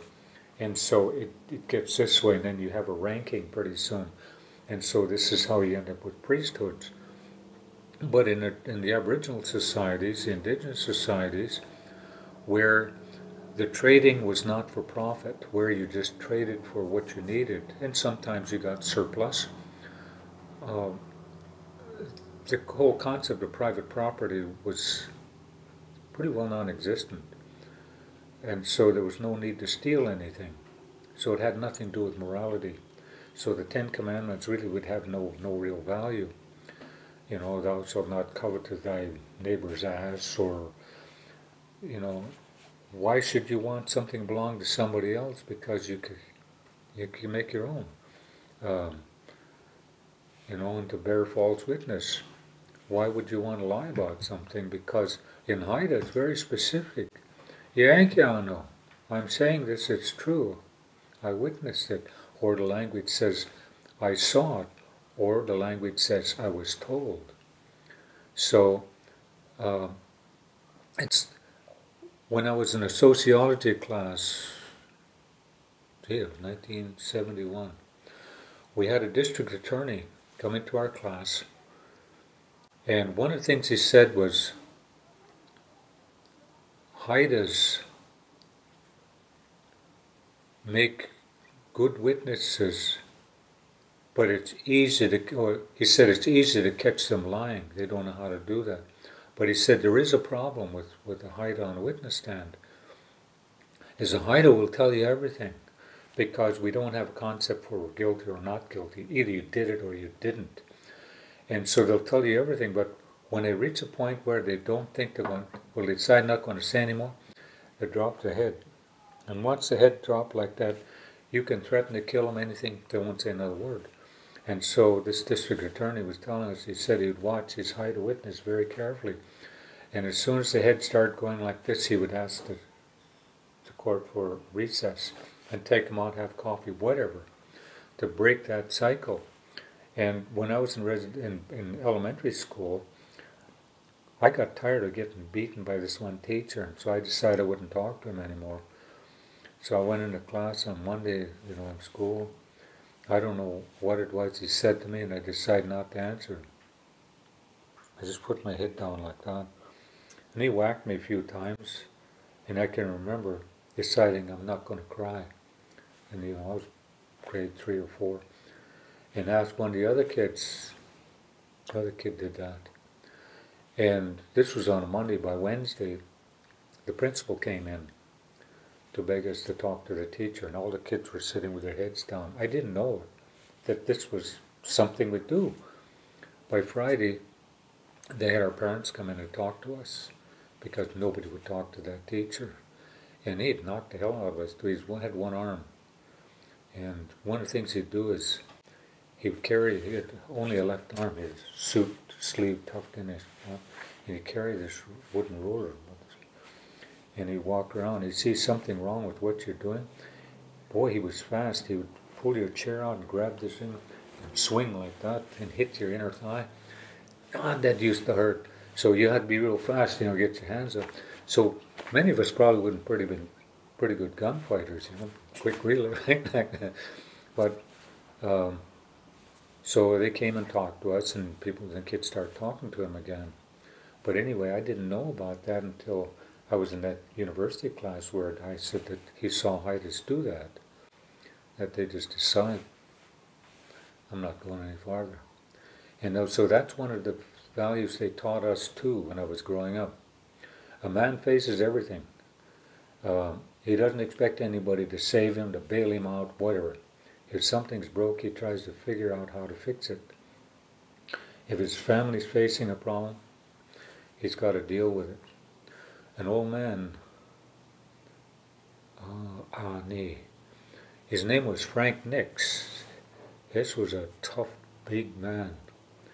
And I was sitting with him, and he says, Guna, dear boy, he said, when I was young, I was tough. I'd face anything, any man, head on. And one day, he says, my uncle says, Chana wants to show you something. So I went to see my grandfather. Outla Guna, sit down, dear one, dear boy. Aji dan kendang song, I'm going to show you something. And he said, you're going to have to learn the difference between a tough guy and a strong man.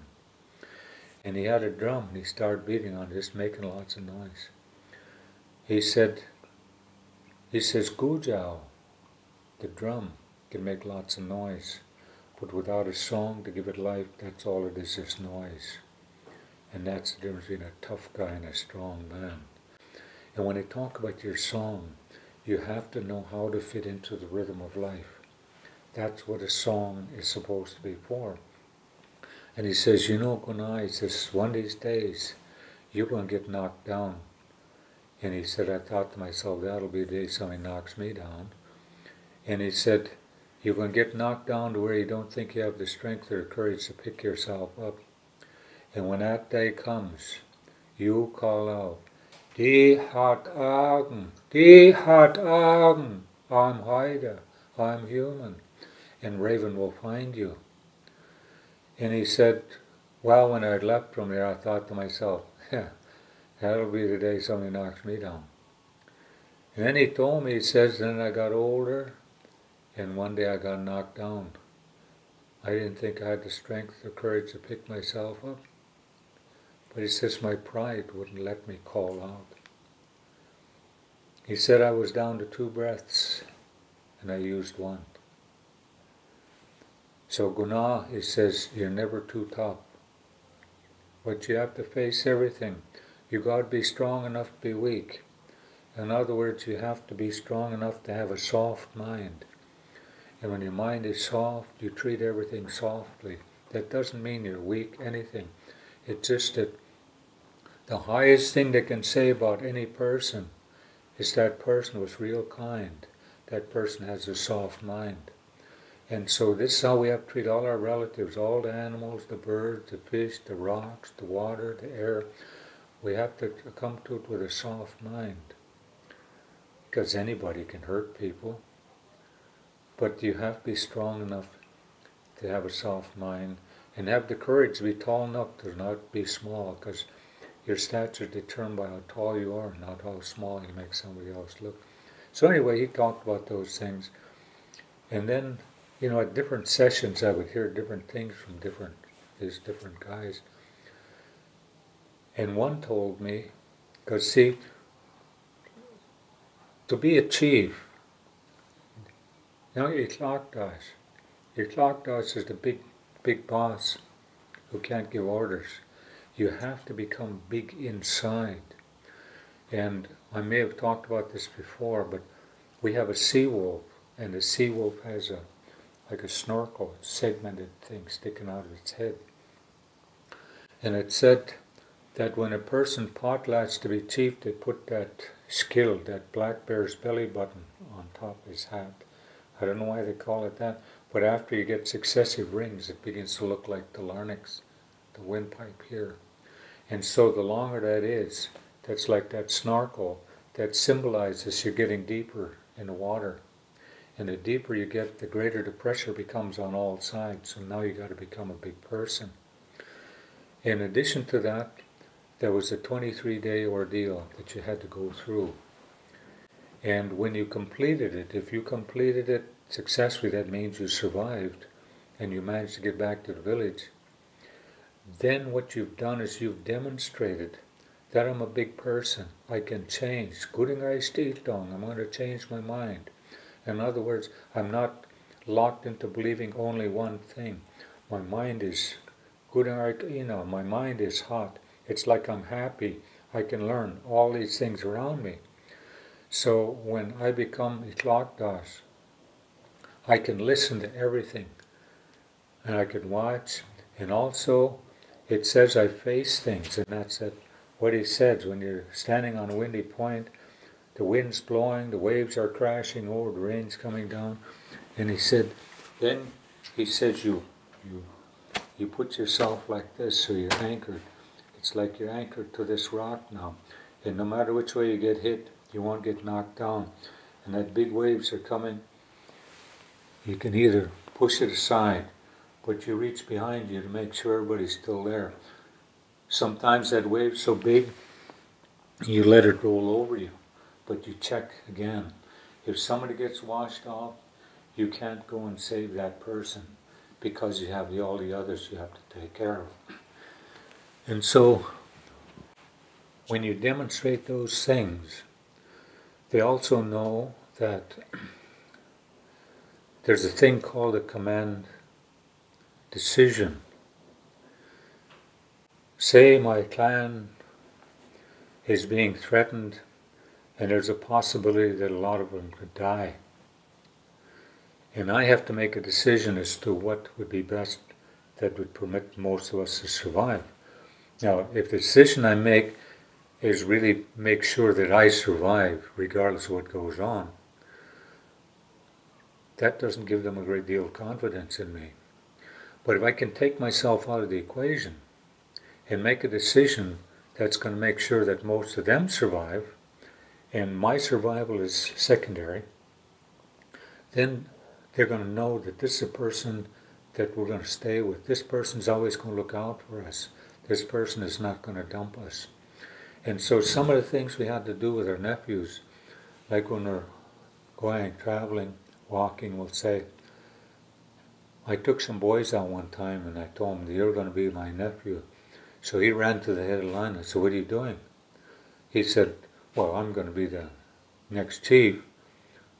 I said, well, what's that got to do with you going to the head of the line? Well, that's very important. No, you go to the other end, to the back end. He said, why? I said, as we're going along, your responsibility is to look out for all the ones ahead of you. If somebody gets hurt, needs help, you're going to be there to help them. Also, you're going to check to make sure nothing's coming behind us. So that's why you're back there rather than up there at the head. Because you lead by following. And people will follow you anywhere if you do those kinds of things. And so when you look at those stories, when they talk about the heroes, a hero is different from the Joseph Campbell example, because see, the Joseph Campbell has built into it cultural values for individualism, for privacy, for profit.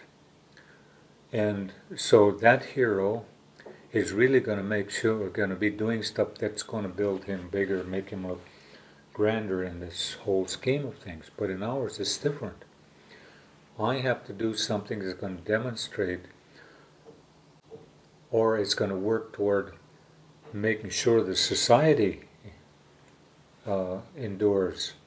See, we talk about renewable resources when we should be talking about sustainable societies. And this is the way we were geared to make sure society survives. If you have a tribe, the only way it can survive is if the clan survives. And the only way the clan can survive is if the crest or the family survives. And the family won't survive unless the individual survives. So you do have this sort of inverse order, but everything's focused the same way. There's a bird we call t'ek.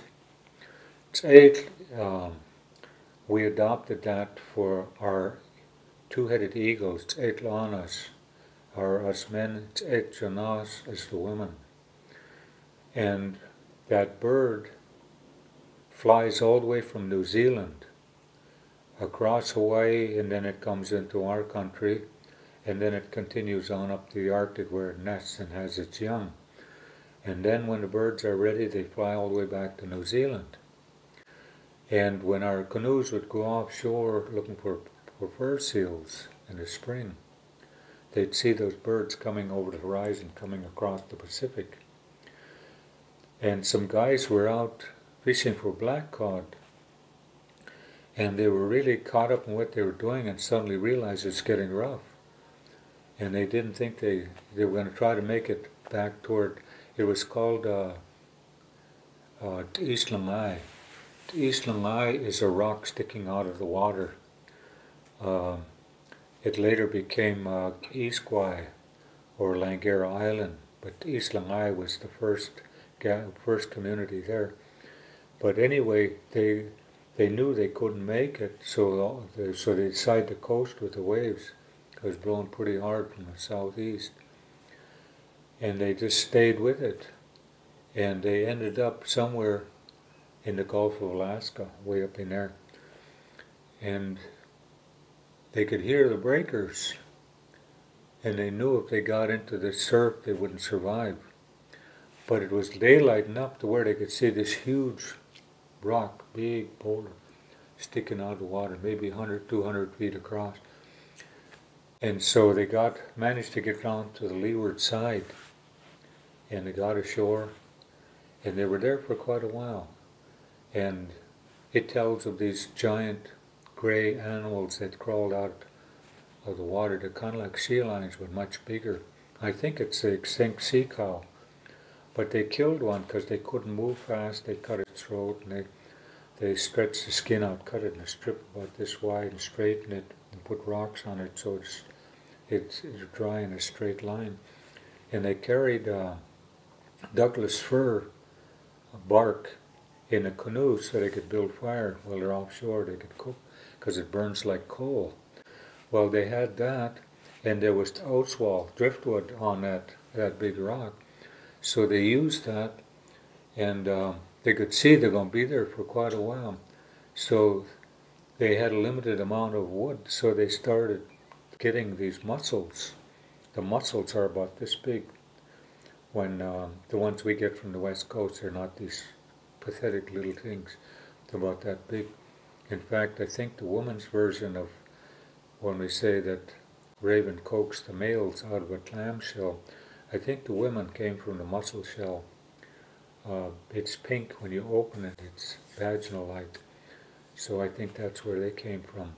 But that's a woman's story, so I've never heard it. I just heard a little bit. But anyway, so they used the shells and they added it with the wood, and they smoked some of that meat.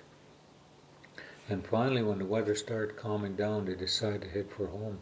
Because when you grow up someplace, you always have a picture in your mind of where home is. And that's how we navigate across the Pacific, because we always knew where home is.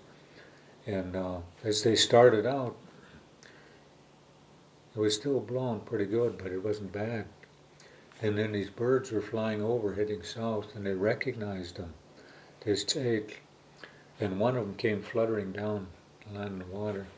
So they pulled up alongside, and the guy picked it up with his paddle, and he set it in the canoe.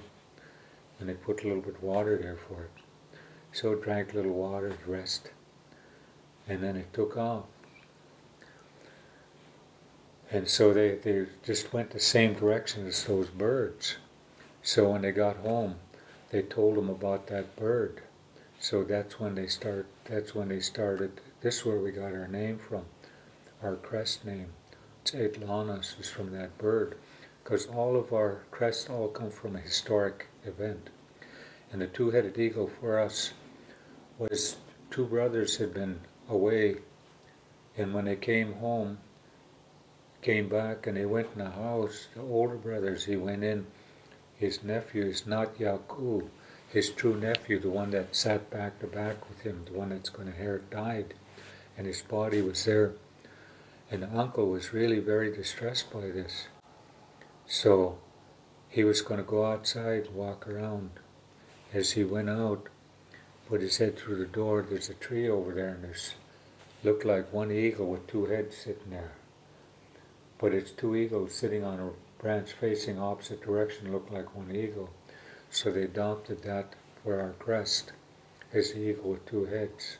And they call us, it's Atlantis, because of that bird. So that's where that came from. And some of the other things too is the way we translate things. For example, none of us ever played in a forest, because our word for forest is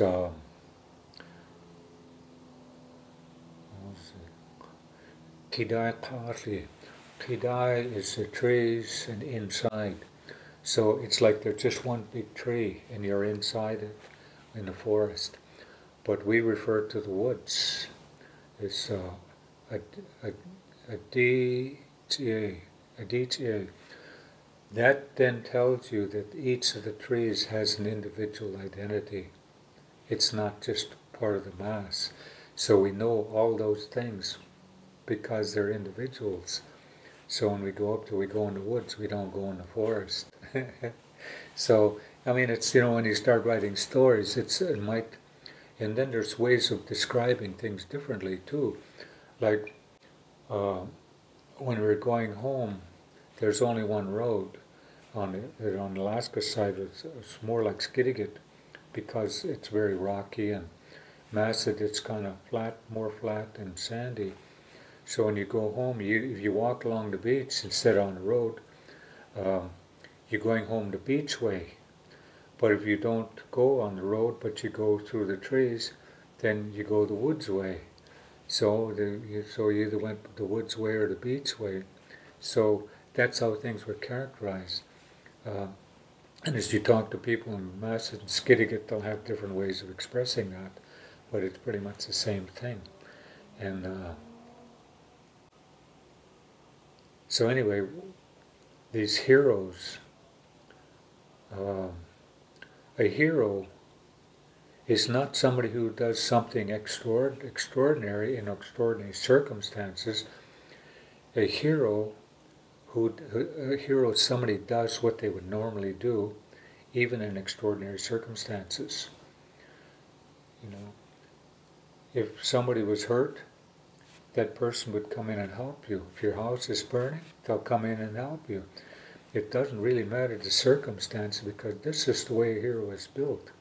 That person is willing to put themselves at risk to make sure, because if you're going to be a man, you have to be strong enough to stand up and pick somebody else up.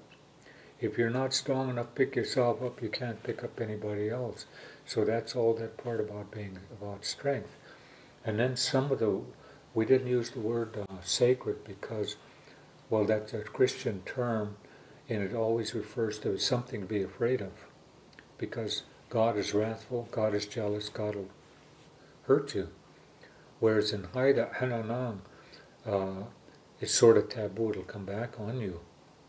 And so many of the places we talk about, places like sacred water, well, what's the difference between that one and this one? You know, or holy water. So quite often we didn't pray to things. We expressed our gratitude for things. Like people used to raise their hands to the mountains and thank the mountains, and they would thank the sun. One of the prayers that was used was the hands were put up this way, the sun shine on you, and as you bring it down, you ask to be re-empowered in the ways of your ancestors, and this is the way you reconnect the sun to the earth in the morning. And then you come back up and ask for the strength to be strong enough to be weak, the courage to be tall enough to not be small, the clear vision to see where I've been, the guidance to take me where I'm going. Now it's complete. Now it's complete. Oh, thank you for making me human, born of a woman. And so this was the way they would talk to the sun. And then, but the reason for that, in our calendar, we have, each cycle is about 5,200 years long. And 15 cycles ago, there was a terrible cataclysmic event in which most of the people survived that were in that area, but many died as a result of it. But when they were storing stuff in the cave to get ready for this, that Haga, that medicine person, stopped them and said, first I've got to warn you, when you start accumulating, amassing things, if you're not careful, this worm will get in your mind and create a need for stuff you don't need. If that happens, you become skuju. Skuju means you're going to start grabbing. People say that's greedy, but greedy is just a value judgment. That means you're worse than me, you took more than me. And so, but grabbing, there's no hunger for it, there's no need for it, it's just compulsive grabbing. It doesn't matter what you're stealing. That would be your grandmother's false teeth, you're still going to steal it. And so, to protect against that, you always have to give something back. It's not like I take a cup, then I got to replace it. No. We're hungry, we go looking for food. An animal presents itself, fish, berries, fruit, whatever.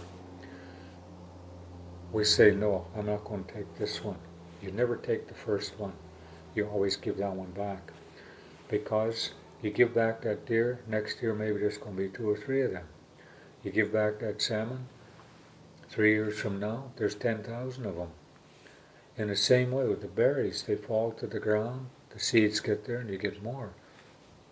So you always give something back.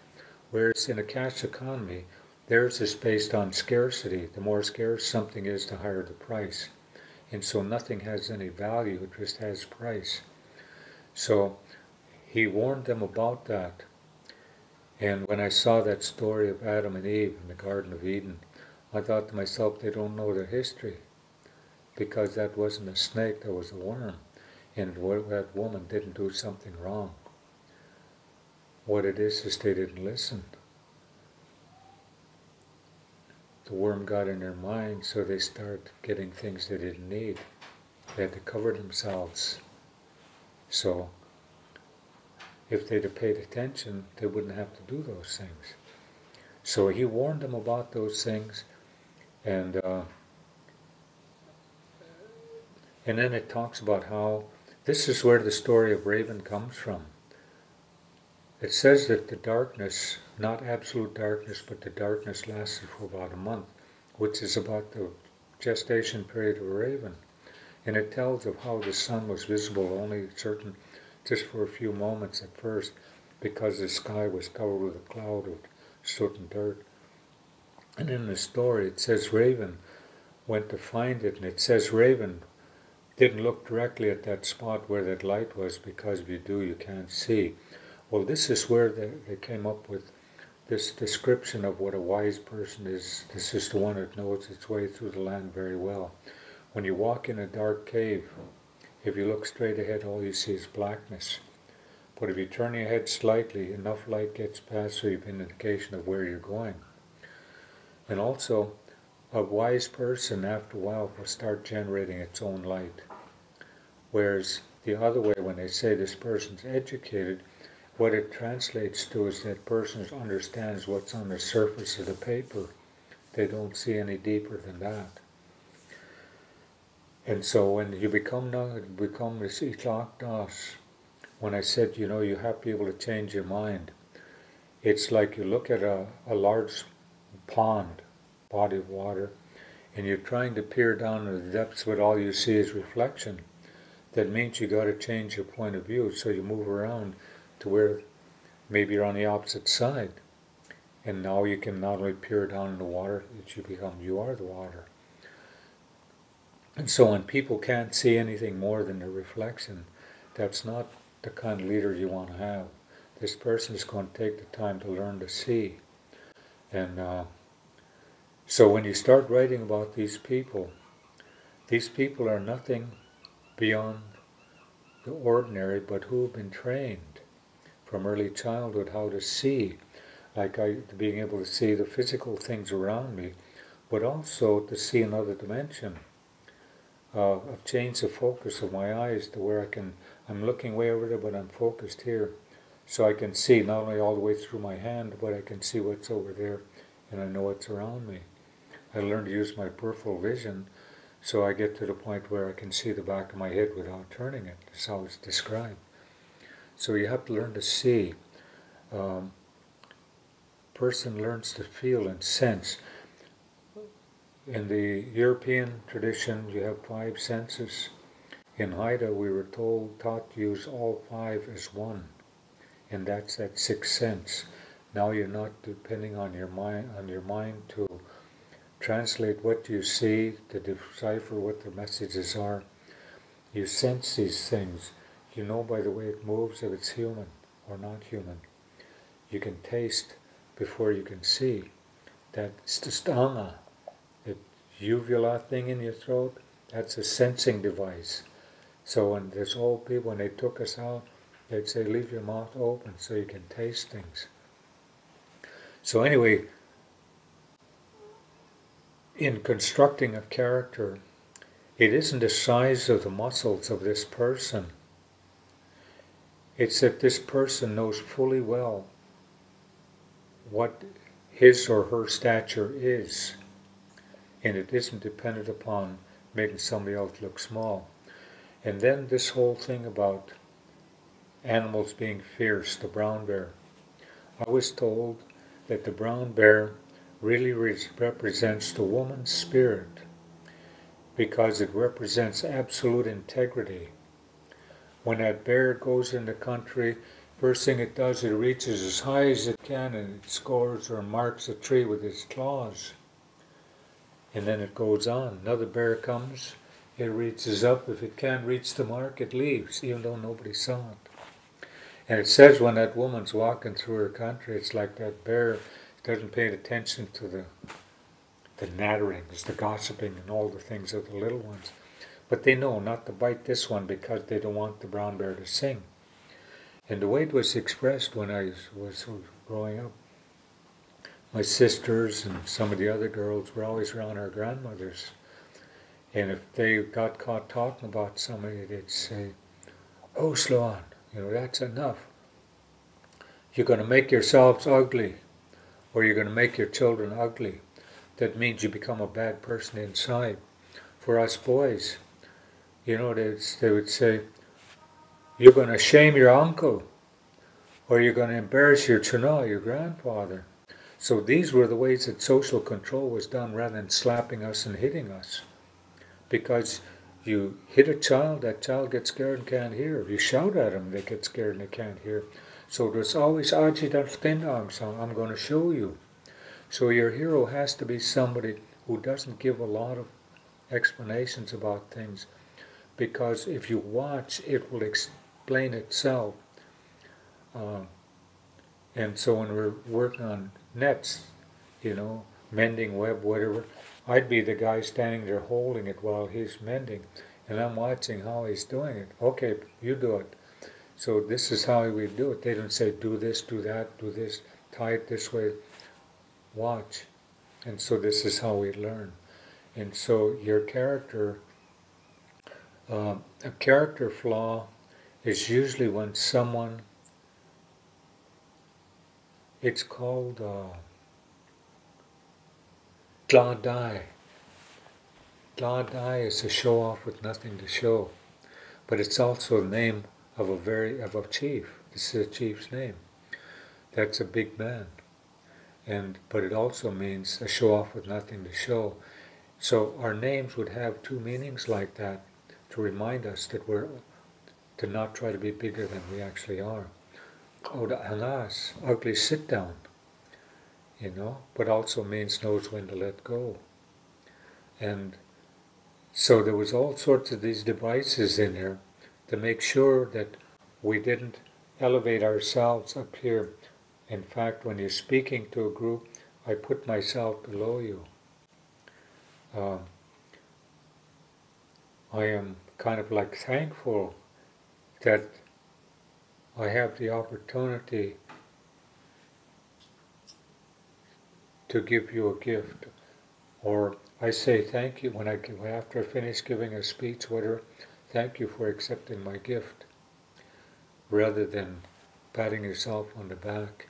So it's always one of being thankful for everything you get, rather than bragging, because we also had a clown. One of the stories I heard about this was this woman. It was on Haida Gwaii, one of the villages there, because part of it ended up in Victoria. When the Europeans came around, he was carving, and they were always looking at his stuff, so he started making a living doing that. And he was actually getting quite good. And so he started dressing differently and talking more high class. Like I said, we're very class conscious, because when you speak this, you're speaking the pure language.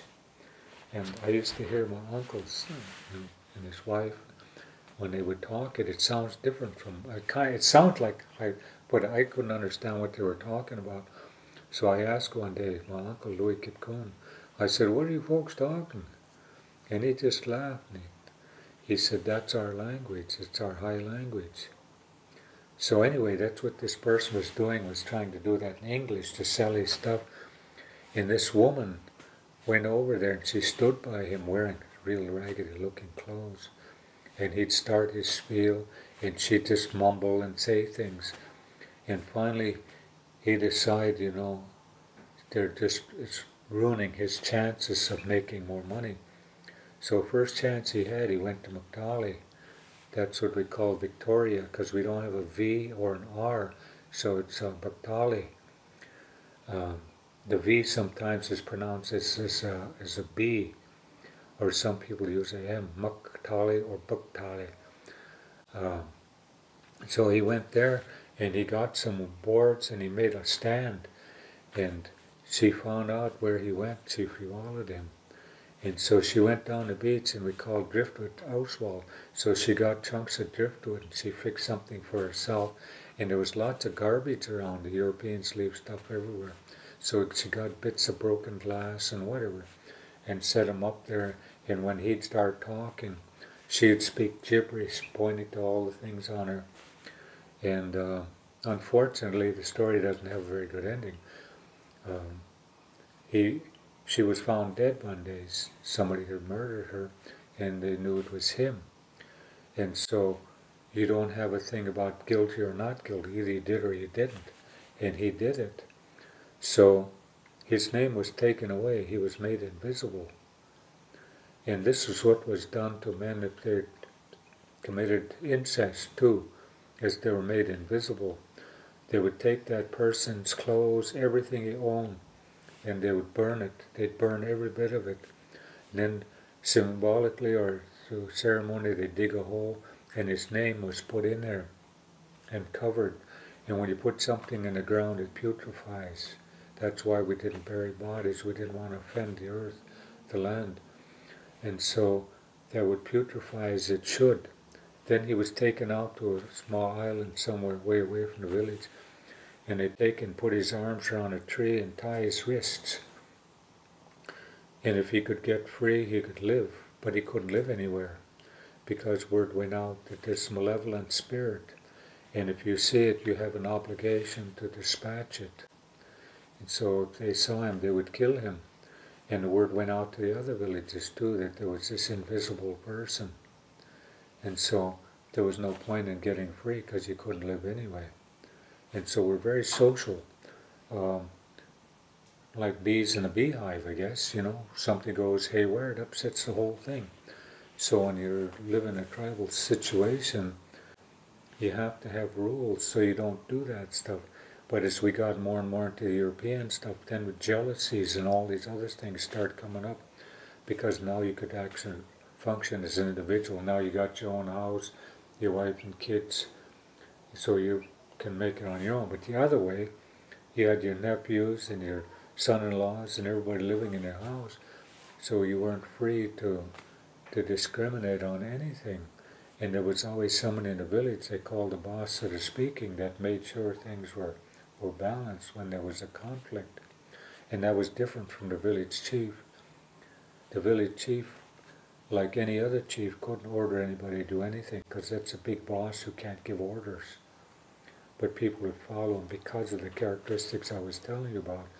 And so, and then this whole thing about warrior, that too is not correct, because we learned from early childhood how to protect ourselves. And we were taught too that maybe this guy over here and I, were every time we see each other we fight, we don't like each other, but if somebody else from outside takes him down, I'll go down with him. Because this is what we were taught. We got to look out for each other and take care of each other. And when I was in that one school in Alaska, there were 8 of us boys from my village, and nobody would bother any one of us, because then they have to take on all of us.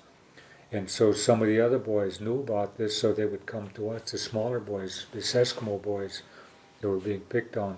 They'd come to us and they say, okay, you just tell us who it is when they start bothering you. So we started taking care of and protecting these other guys. I was a little guy myself, but this way we were taught. We had to protect. And so your whole life was geared to that, and that's why even when you take that stance, the stance here, and you're dancing on a canoe, you got to be able to move, and if it's rocky, you got to be able to run on those rocks and maintain your balance too. Or if you have to fight standing on a rock or kelp or whatever is on the beach, it's slippery, you have to be able to anchor yourself so they can't knock you down. And so it had many, many functions. It wasn't just, well, he's going to be a good hunter, or he's going to do this.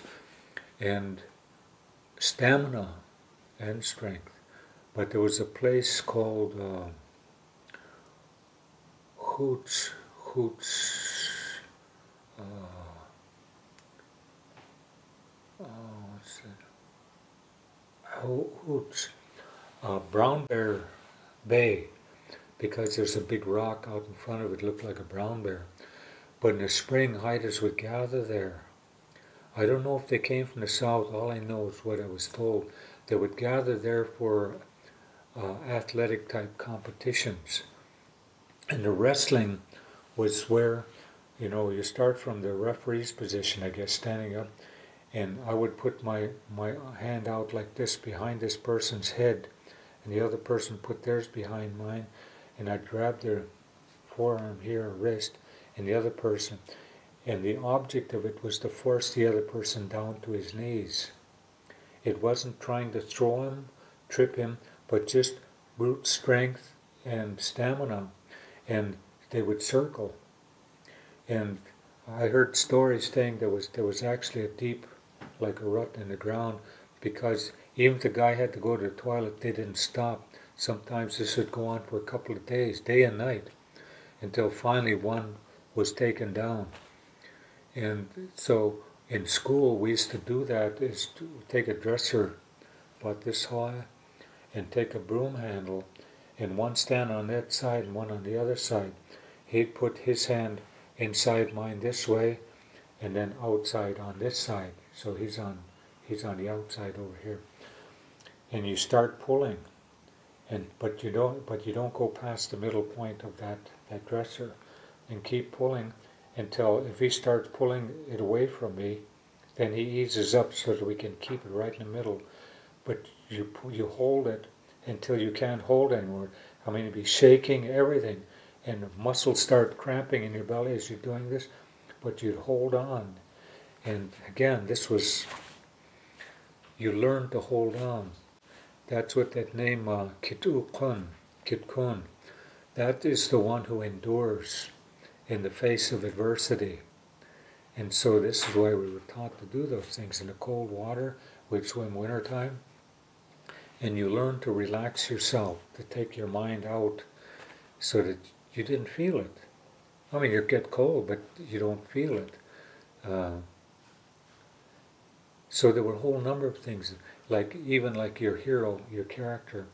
Every morning, when he first gets up, first thing you do is go out and look at the weather, see what it's going to be. At night before you go to sleep, go look at the sky, see what's coming. So it's little details like that are really important to make the story culturally correct. And also, women and children were protected. It's none of this stuff that just because you're a man, we're going to feed you first. That's not why that was done. It's because we have to go back outside.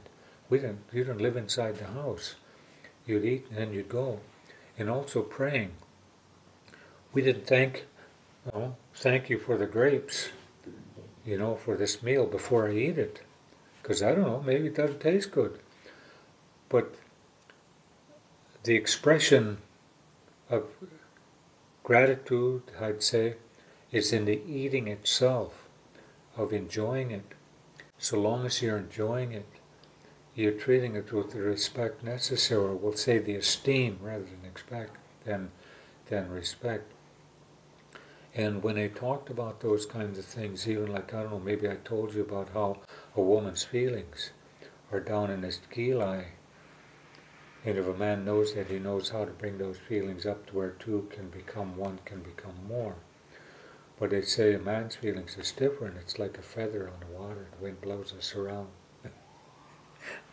They're not very generous with us.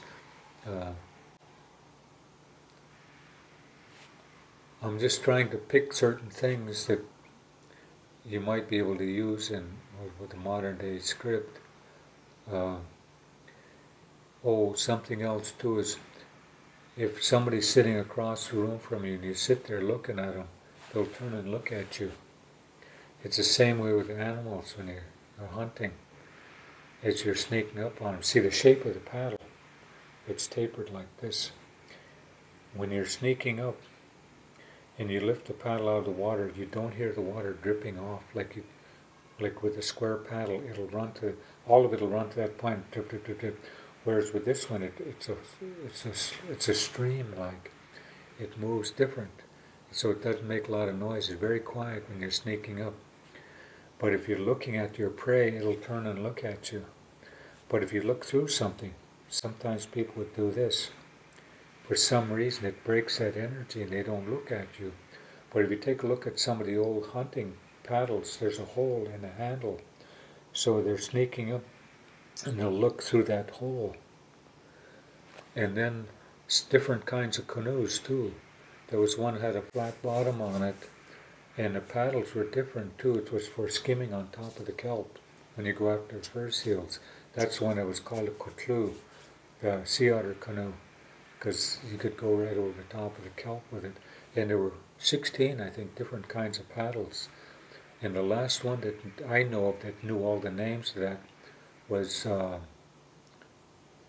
Swanson, Mary Swanson's husband. I know I was visiting with him with my dad, and I asked him about it. He named all of them, but I don't remember. I mean, he just said it fast, and I didn't get. And then he described how they make rope from the kelp. There's bull kelp, how they soak it in fresh water and they stretch it. All those things, how it was done. That I remember. So I don't know where it all fits into where you're going to go with whatever it is you're going to do with the movie. I know when we did White Fang 2, we built a sweat house for the men, and it's different from the plains people because it was you'd sink it down about this deep. Same with our big long houses. There was a big pit. It was down there because then you had insulation along the side of all the dirt. But this one here, you have to go down to get into it, and the roof was maybe about a little over 5 feet high, and had a peak on it, and then the what do you call them? Not rafter, but joists. They would hang cedar bark mat, laguz, on it so you could change the size of the space depending on how many people was in there. And I think, if I remember correctly, the rocks were heated outside and brought in. Because if you build a fire inside there, you had to have a smoke hole, and also if you put water on it, it would extinguish it. But there was a ceremony for keeping your luck, in which they used cedar bark. They'd take a huge tree and then cut one sheet of cedar bark and then make it like a teepee, so that there's a hole where the person would sit inside with just his head sticking out. He had a stool, and he had a container made of alder, and there was spring water in there, and moss. Oh, devil's club, the roots. Sometimes they use the bark, but some use the root, and it's been soaking in there, and then that moss, and the person would build fire, get these rocks hot, then move them away so that there's no smoke, and set it in that place. Then he would sit in there and put this thing so his head's sticking out, and he would squeeze that teasing drum onto those rocks and make steam. And while he's doing that, he's singing his own song.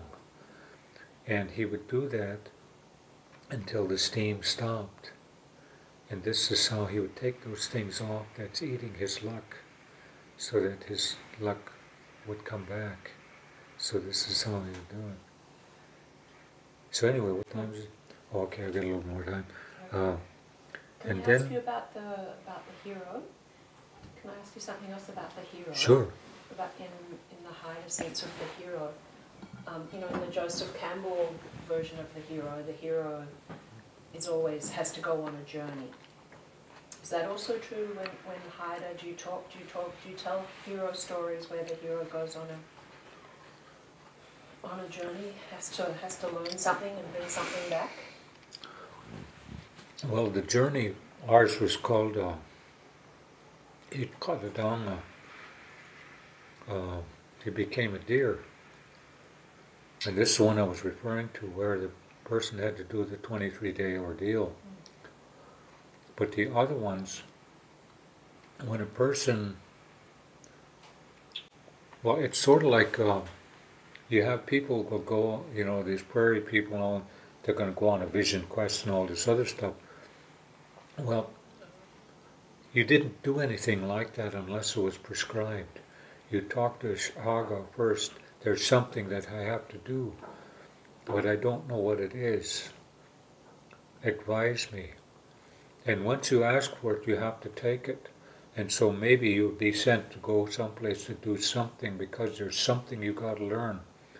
And so when this young man in my script, when he sent, he had to find out certainty. He had to cry. He had to learn to ask for help. He had to learn how to accept help. And he had to learn to change his mind, to see the world a different way. And so when you look at, if you read some of the stories, like Stone Ribs, he does these things, but it's never for himself. He doesn't do these things for himself. If you watch Conan the Barbarian, he's going out and he's going to get rich and he's going to get all sorts of things. But in ours, we don't. And very rarely did you have an individual doing this because it's a social, there's social harmony in the whole thing. And so we know that we're not born alone, we don't live alone, we don't die alone. And so it's very rare for an individual to go up on something on their own. If you get killed, somebody's got to know where you are. Somebody's got to bring back the bones. And they would burn that. So even in one I wrote about where the twin brother had to go and find his brother's spirit, he went alone, but then another guy followed him. And it was through this other one that he was able to survive. But he's the one that had to face all the adversity. He's the one that took all the blows. He's the one that really got beat up in the process. But he didn't expect anybody to save him. But as it turned out, there was somebody there that knew he was getting knocked down and he's going to help him. It didn't matter if they're friends or not, he's going to help him. And a lot of times, it's not my choice to accept help. Sometimes maybe I'm not capable of saying, okay, you help me. Sometimes you're just in a situation where this comes along, but you don't live your life expecting that sort of thing. You live your life knowing you got to face it alone. And so the hero's journey is, if you take a look at almost all of those stories, most of those go back to cash economy societies, to command structured societies, where you've always got a boss, somebody trying to get to the top of the pile. Whereas with ours, it's more like it's horizontal. Of course, you have these two layers. You've got the EE, the high class, and then everybody else. And then there's also the one we call Eldana. That's the people with no family, with no relatives. That's the one they call slave. As somebody without any family. But so within that EE one is one class, and then there was two others, one little above, like for example, one clan uses something for a crest, and another one uses the same thing, but one had a house and the other one didn't. So they're not the same even though they have the same crest. And then there's the ones without the crest. But regardless of what your social status is, you never make somebody else feel smaller or less. You try to include them. And so that's why when we do this this giveaway, everybody knows the value of the gift they're going to get because of where they're seated in the house, of what their family is. So it's in that sense, you know where you fit. Everybody fits there. There's nobody, even the slaves have a place in there. So it's not like Joseph Campbell's, to where that person is going to end up with all the marbles. So your hero would have to be different. And I think when the young guys start seeing that, it'll give them a great deal of confidence in themselves. Because once they realize, and sure, you got to face things yourself, but if you get knocked down, there's going to be somebody to help you. Or if you're in a situation that you can't handle by yourself, even if you don't yell help, there's going to be somebody there to give you a hand. So when you live with that kind of knowledge, it gives you a confidence that you otherwise might not have, because you always know. It's sort of like with my son, when he was a little boy. My mother used to call her he's like his little barnacle.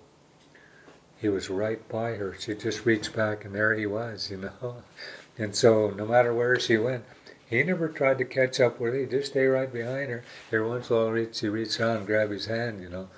And so he would go anywhere. He's even like that today. he has that confidence knowing that there's always somebody bigger than me that's going to help me, if I'm not big enough. So these kinds of stories, I think, are really what you're looking for, is to give people that. And also for the women's side, when we talk about Sui, this spitting medicine, this power of woman to pierce the heart, to kill or to cure. And we talk about how the bottom figure on that pole is the crest of the wife, because that's the one that ties together water, earth, and sky. And her husband's balanced on her shoulders, her family, so she loses her balance, it all falls. So even the balance of the cosmos is entirely dependent upon that strength and balance of that female energy. So when you start looking at it that way, and we don't see, feminism has really no place in our world, because just by merely saying that, you're saying that there's two different things. Okay, we know we're different, but it's more of like a division of labor, of there's certain things,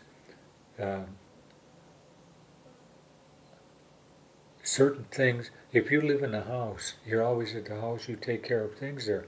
If I'm not in the house, I'm out there on the water, I'm on whatever, I'm dealing with things out there. The moment I walk through the door, my authority ends. Because I can't boss anybody around. Modern day times, it's a little different.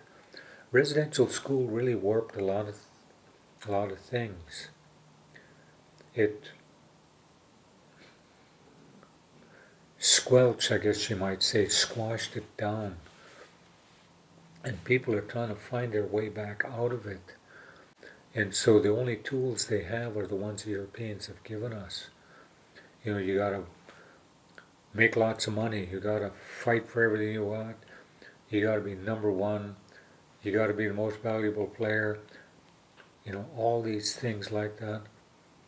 When, if you function as a unit, and I use the basketball team from Heidelberg as an example of that. They weren't bigger than the other guys, really. They weren't exceptional, we'll say, basketball players, but they always knew where everybody was. And so it was teamwork. And there was nobody on it. It was really the most valuable player. And so they grew up together, they played ball together, they fought each other. Sometimes there's jealousies between them, but they had to stop it. When they went out on the floor, now you're a team. When on a fishing boat, everybody had to know everybody else's job. Because you drop your end, somebody's going to get killed or at least hurt. And so you always have to work as a team, because that's where the real strength lies, and it's much greater than the sum of the parts. You can achieve so many things. So your hero is somebody that doesn't purport to know everything. Your hero looks at the world from the point of view of we, not I. Even the word D doesn't mean I, it means this person. This person. Kurangai is not my mind, it's my being. So we don't separate the heart and the mind. It's my being. If you're sad, your whole body's sad, not here. Or if you feel this warm thing, my heart is happy, it's right here. This part right here is where that is. That's where your spirit or soul resides. When it feels hurt and empty, that means you gave up your magic. You gave up your power. And so you have to push that out. So you get your, like when my first wife left me, I was very distressed by that. And I remember feeling that empty, hurt feeling. Even when I was a teenager, my girlfriend and I break up, you feel that empty, hurt feeling there. If you let it, you start enjoying it. You enjoy feeling miserable. You cry till you can't cry no more. Sometimes I heard it called nup-nups. You cry until you can't. You go back like that, because you cried so long. And so if there's a death in your family, somebody leaves you, you feel that empty, hurt feeling, push it out. And also, if you're having problems with alcohol and drugs, the medicine of confusion, once it gets in there, it's called Gneil's Anwile.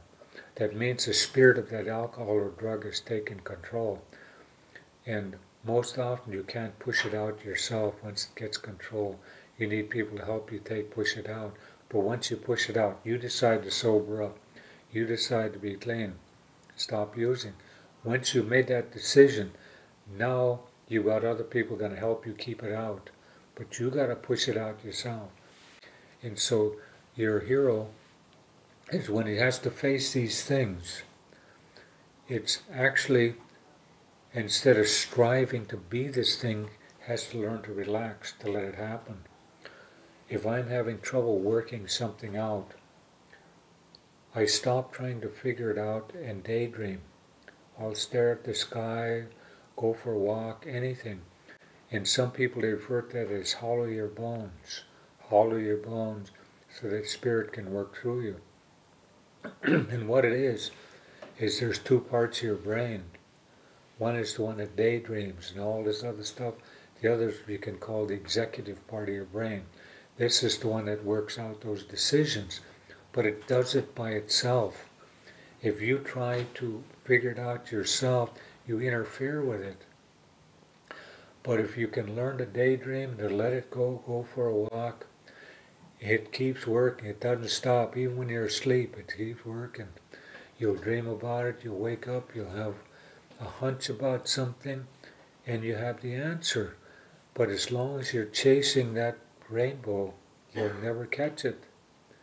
So, and it's like when we do that thing with it down, and it's up in the air and it's coming down. If it touches you, that's luck, but if you reach and grab for it, it isn't. So some people use the word bless, it's a blessing, but again, that's that colonized language, but it means it's your luck is returning. So when it touches you, so that's the way you have to, when you start looking at your heroes. And even the other person, maybe the smallest one there, maybe the small one had something to tell us. We have a story about a good-for-nothing. He was just a normal guy, just never did anything. He'd watch other people, they took care of him, fed him, whatever. And he watched the canoe maker trying to make a canoe that wouldn't shear and roll over in big following seas. And he watched the canoe maker doing this for about 20 years. Finally, that guy threw down his ads, I can't do it. He said, hey, I can show you, I can tell you how to do it. Okay, if you're so damn smart, let's see you do it. Oh, I can't do it, but I can tell you how to do it. Guy said, well, I've already spent 20 years trying to do this. So, okay, what's your idea? So he explained it to him, and his canoe maker made the canoe the way he explained it. And he said, okay, you think this will work? Oh, yes, it will work. Okay, first southeaster comes up, we're going to go out and try it. If we turn over, you're going to drown with me. So they went out and it worked just the way the guy said it would work. But it had to do with balancing the bow and the stern and the way the stern is cut. And at first, the bow came all the way down. And the problem with that was when the wind would blow, it would blow it off course, the wind pushed it here. So they cut a hole in there so the wind could blow through it. And then some other guy said, well, why not just take that whole piece off? And so you see about this much of the front of the boat is straight up and down, then it curves up. Well, that's a rudder. So when you're traveling, say the waves are coming from an angle and you're quartering, it won't shear either way because that rudder on the bow is holding in a straight line. But when you're steering it, it's very hard to turn it. And my uncle, his father was a canoe maker, and so he worked with his father making canoes, and he told me when that canoe's under full sail, you know, in these big 60 to 90 foot canoes. He said it would take the full weight and strength of two big men to turn it when it's going, because of that thing on the bow. It didn't shear, and he said the steering paddle though was made. It was about this big, the shaft of it, and they drilled a hole, cut a hole through the stern, and they took cedar saplings and they wrapped it kind of a figure eight so it's like a ball. And so that paddle was put there, and then that thing was put on it so that if you let it go, it wouldn't slide back out, but it'd wet it, and it's like a ball bearing. So that when you're turning to, and it wasn't square, it was tapered. And so when they're steering, and they had to make it cut deeper in the water, they'd turn it slightly and make it go deeper in the water. And so this would give more thrust to turning the canoe. But most of the time they left it trailing, and they could just turn it one way or the other. So it would cut into the water without having to do all this. And with the smaller canoes, well, even with the big ones, they had two masts. One was for a square sail when the wind is coming directly behind, and the other one was for a triangular sail when they're going at an angle, because you couldn't really tack with that square sail. But my cousin, Percy Nix, they call him Buster, he and his cousin used to trap with their grandfather, who was one of my teachers, this Frank Nix. And he said when they were traveling, his grandfather would sit in the stern, and he had a rope tied to the end of that sail, and he could steer the canoe with that sail. Move it over here. I guess it'd make the canoe go one way, or he'd move it over. So they didn't have to steer the canoe, just change the angle of the sail. And one December, they were getting ready to go in. It had been really stormy. So his dad came out there. He had a boat named Orion, very heavy boat, very good sea boat. Came out there, and it had I think he had a Cummins engine in it. Anyway, so they came out there, and he said he and Glenn, his cousin Glenn Charles, had packed everything in the canoe, and Chinasas were ready. So they put a tow line. They start towing them with the same boat, do maybe 8-9 knots, less than 10 miles an hour, and it was blowing pretty hard, you know. And so the canoe was starting to ship water. So finally, the old man told the boys cut that line. So they cut the tow line and put up his sail. He said when they got to Heidelberg, they pull the canoe up on the beach and they pack all the stuff from the canoe up to the smokehouse. And then pretty soon, here's Dad's boat's coming. It's about an hour behind them. They got into town. It's about a 3-4 hour run from where they were coming from. And that canoe made it an hour before they did. So those things were very, very fast. And when they talked about, like when killer whales would come around, when they would talk to those things, they didn't use words. They would use pictures. And that's how they would talk to them. I was talking to a whaling captain from Barrow, Alaska. I went to school with him. I asked him, I said, you folks talk to those whales? Of course, he said. I said, well, how do you do it? He said, with pictures in our mind, because we want them to know that we want to take good care of them. And it was the same thing I was told.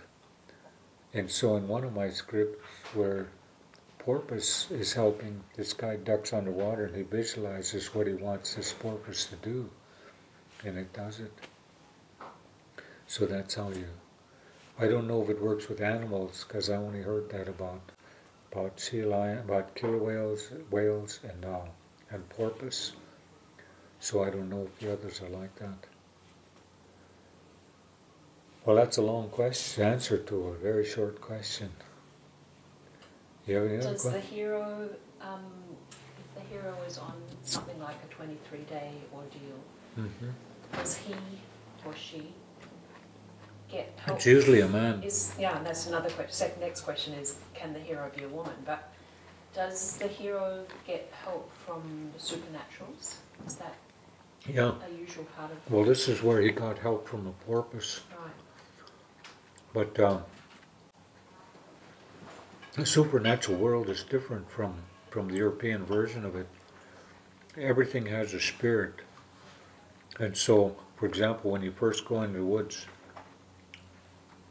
you brush your hand on the ground and you talk to those small plants and say, forgive me for what I'm going to probably crush some of you on my way, but I need to go through to get sustenance.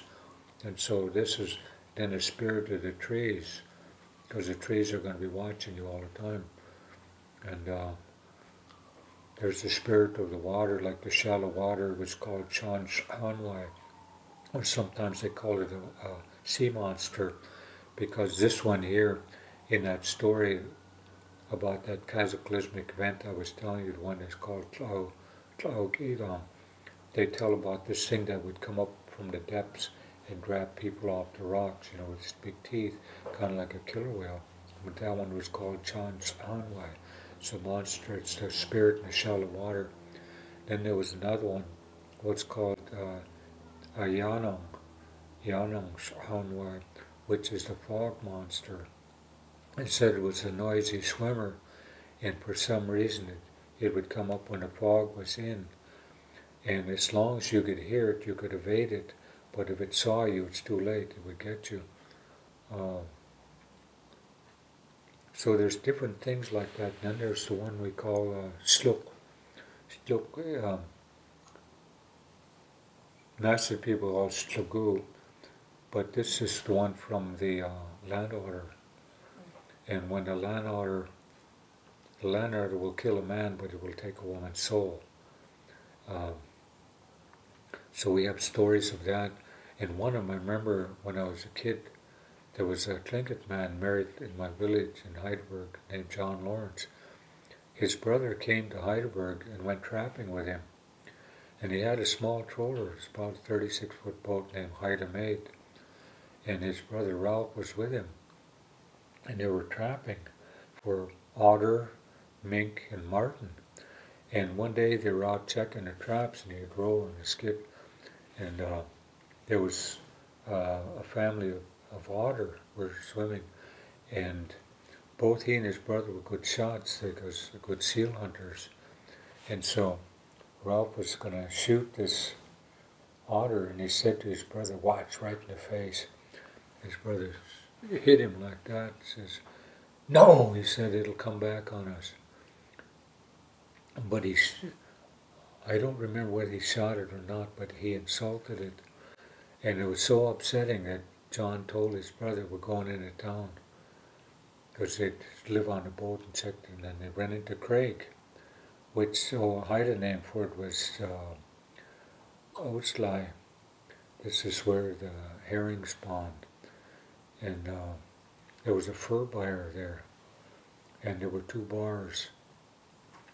And so they were uptown drinking, and Ralph said he was going down the boat, so he left. And when John went down the boat to go to bed, Ralph wasn't there, so he figured he must have went someplace else. Well, in the morning he didn't show up, so John went looking for him, and they couldn't find him. And somebody said, "Hey, there's something down there. It's like from here to the ocean out there." And it was like something dark, so they went and looked. The tide was out. It was no more than maybe 10 or 12 feet of water. And there was a body down there, so they got him up, and it was Ralph. And his throat had been torn open. And people said that night they heard those otter down here. They make a whistling sound down on the harbor down there, and they figured that's what got him. It came back on him. So they tell about those. That happened when I was about 12 years old. So we'd hear those things. And so that one's malevolent. But something that people don't think about is, if that spirit gets you, where do you go? Because these things are real. Does it just mean your physical existence ends? Because there's another dimension they would talk about, that maybe your spirit's going to have to wander for all eternity. It can never find the loved ones. It can never find its way back. And so that was always a part of why you didn't do those things. It's just like committing incest, you know. You become an invisible spirit. They destroy your name. And so you didn't insult those things. But anyway, I gotta go. Would the equivalent of, let's say the villain in a Western story be a malevolent spirit in a Haida story? And they refer to a person in Haida when a person is crazy, Kunagala, that really meant that his mind permitted him to see things that other people couldn't see. But it's actually being malevolent.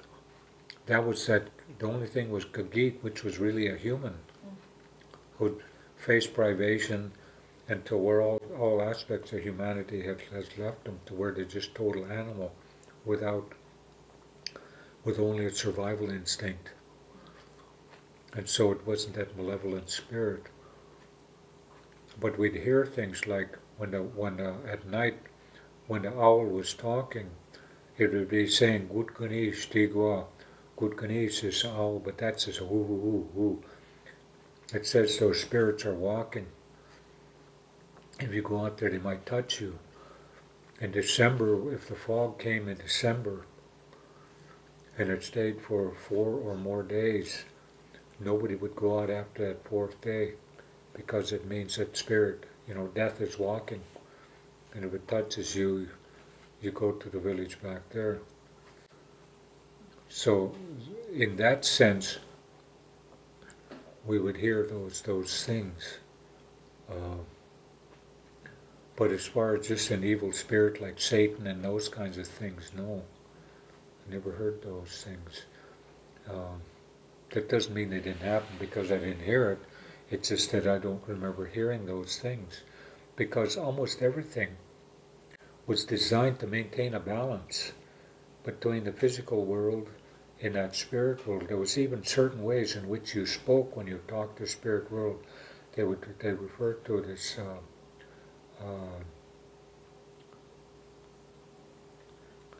what do they call it? Hat. Anyway, it was a spirit talk, and there was also songs that would evoke medicine to bring people back from the other side.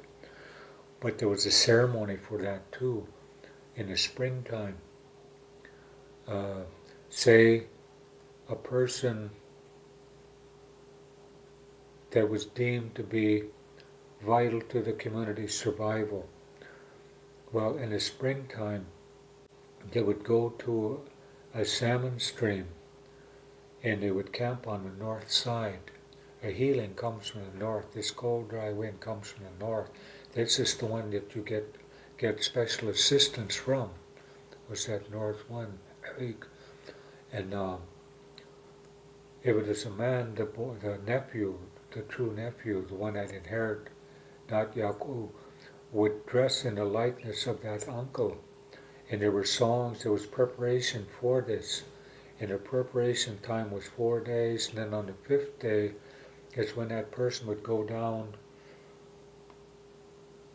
just before daylight. It's always before the raven cries. And that person would wait. And when you wait for the daylight, you never see it coming. Suddenly you're able to see maybe 100 feet over there. The light is there. You don't see it coming. So this person, when it's the darkest, is when he would start to sing. He'd start singing the light.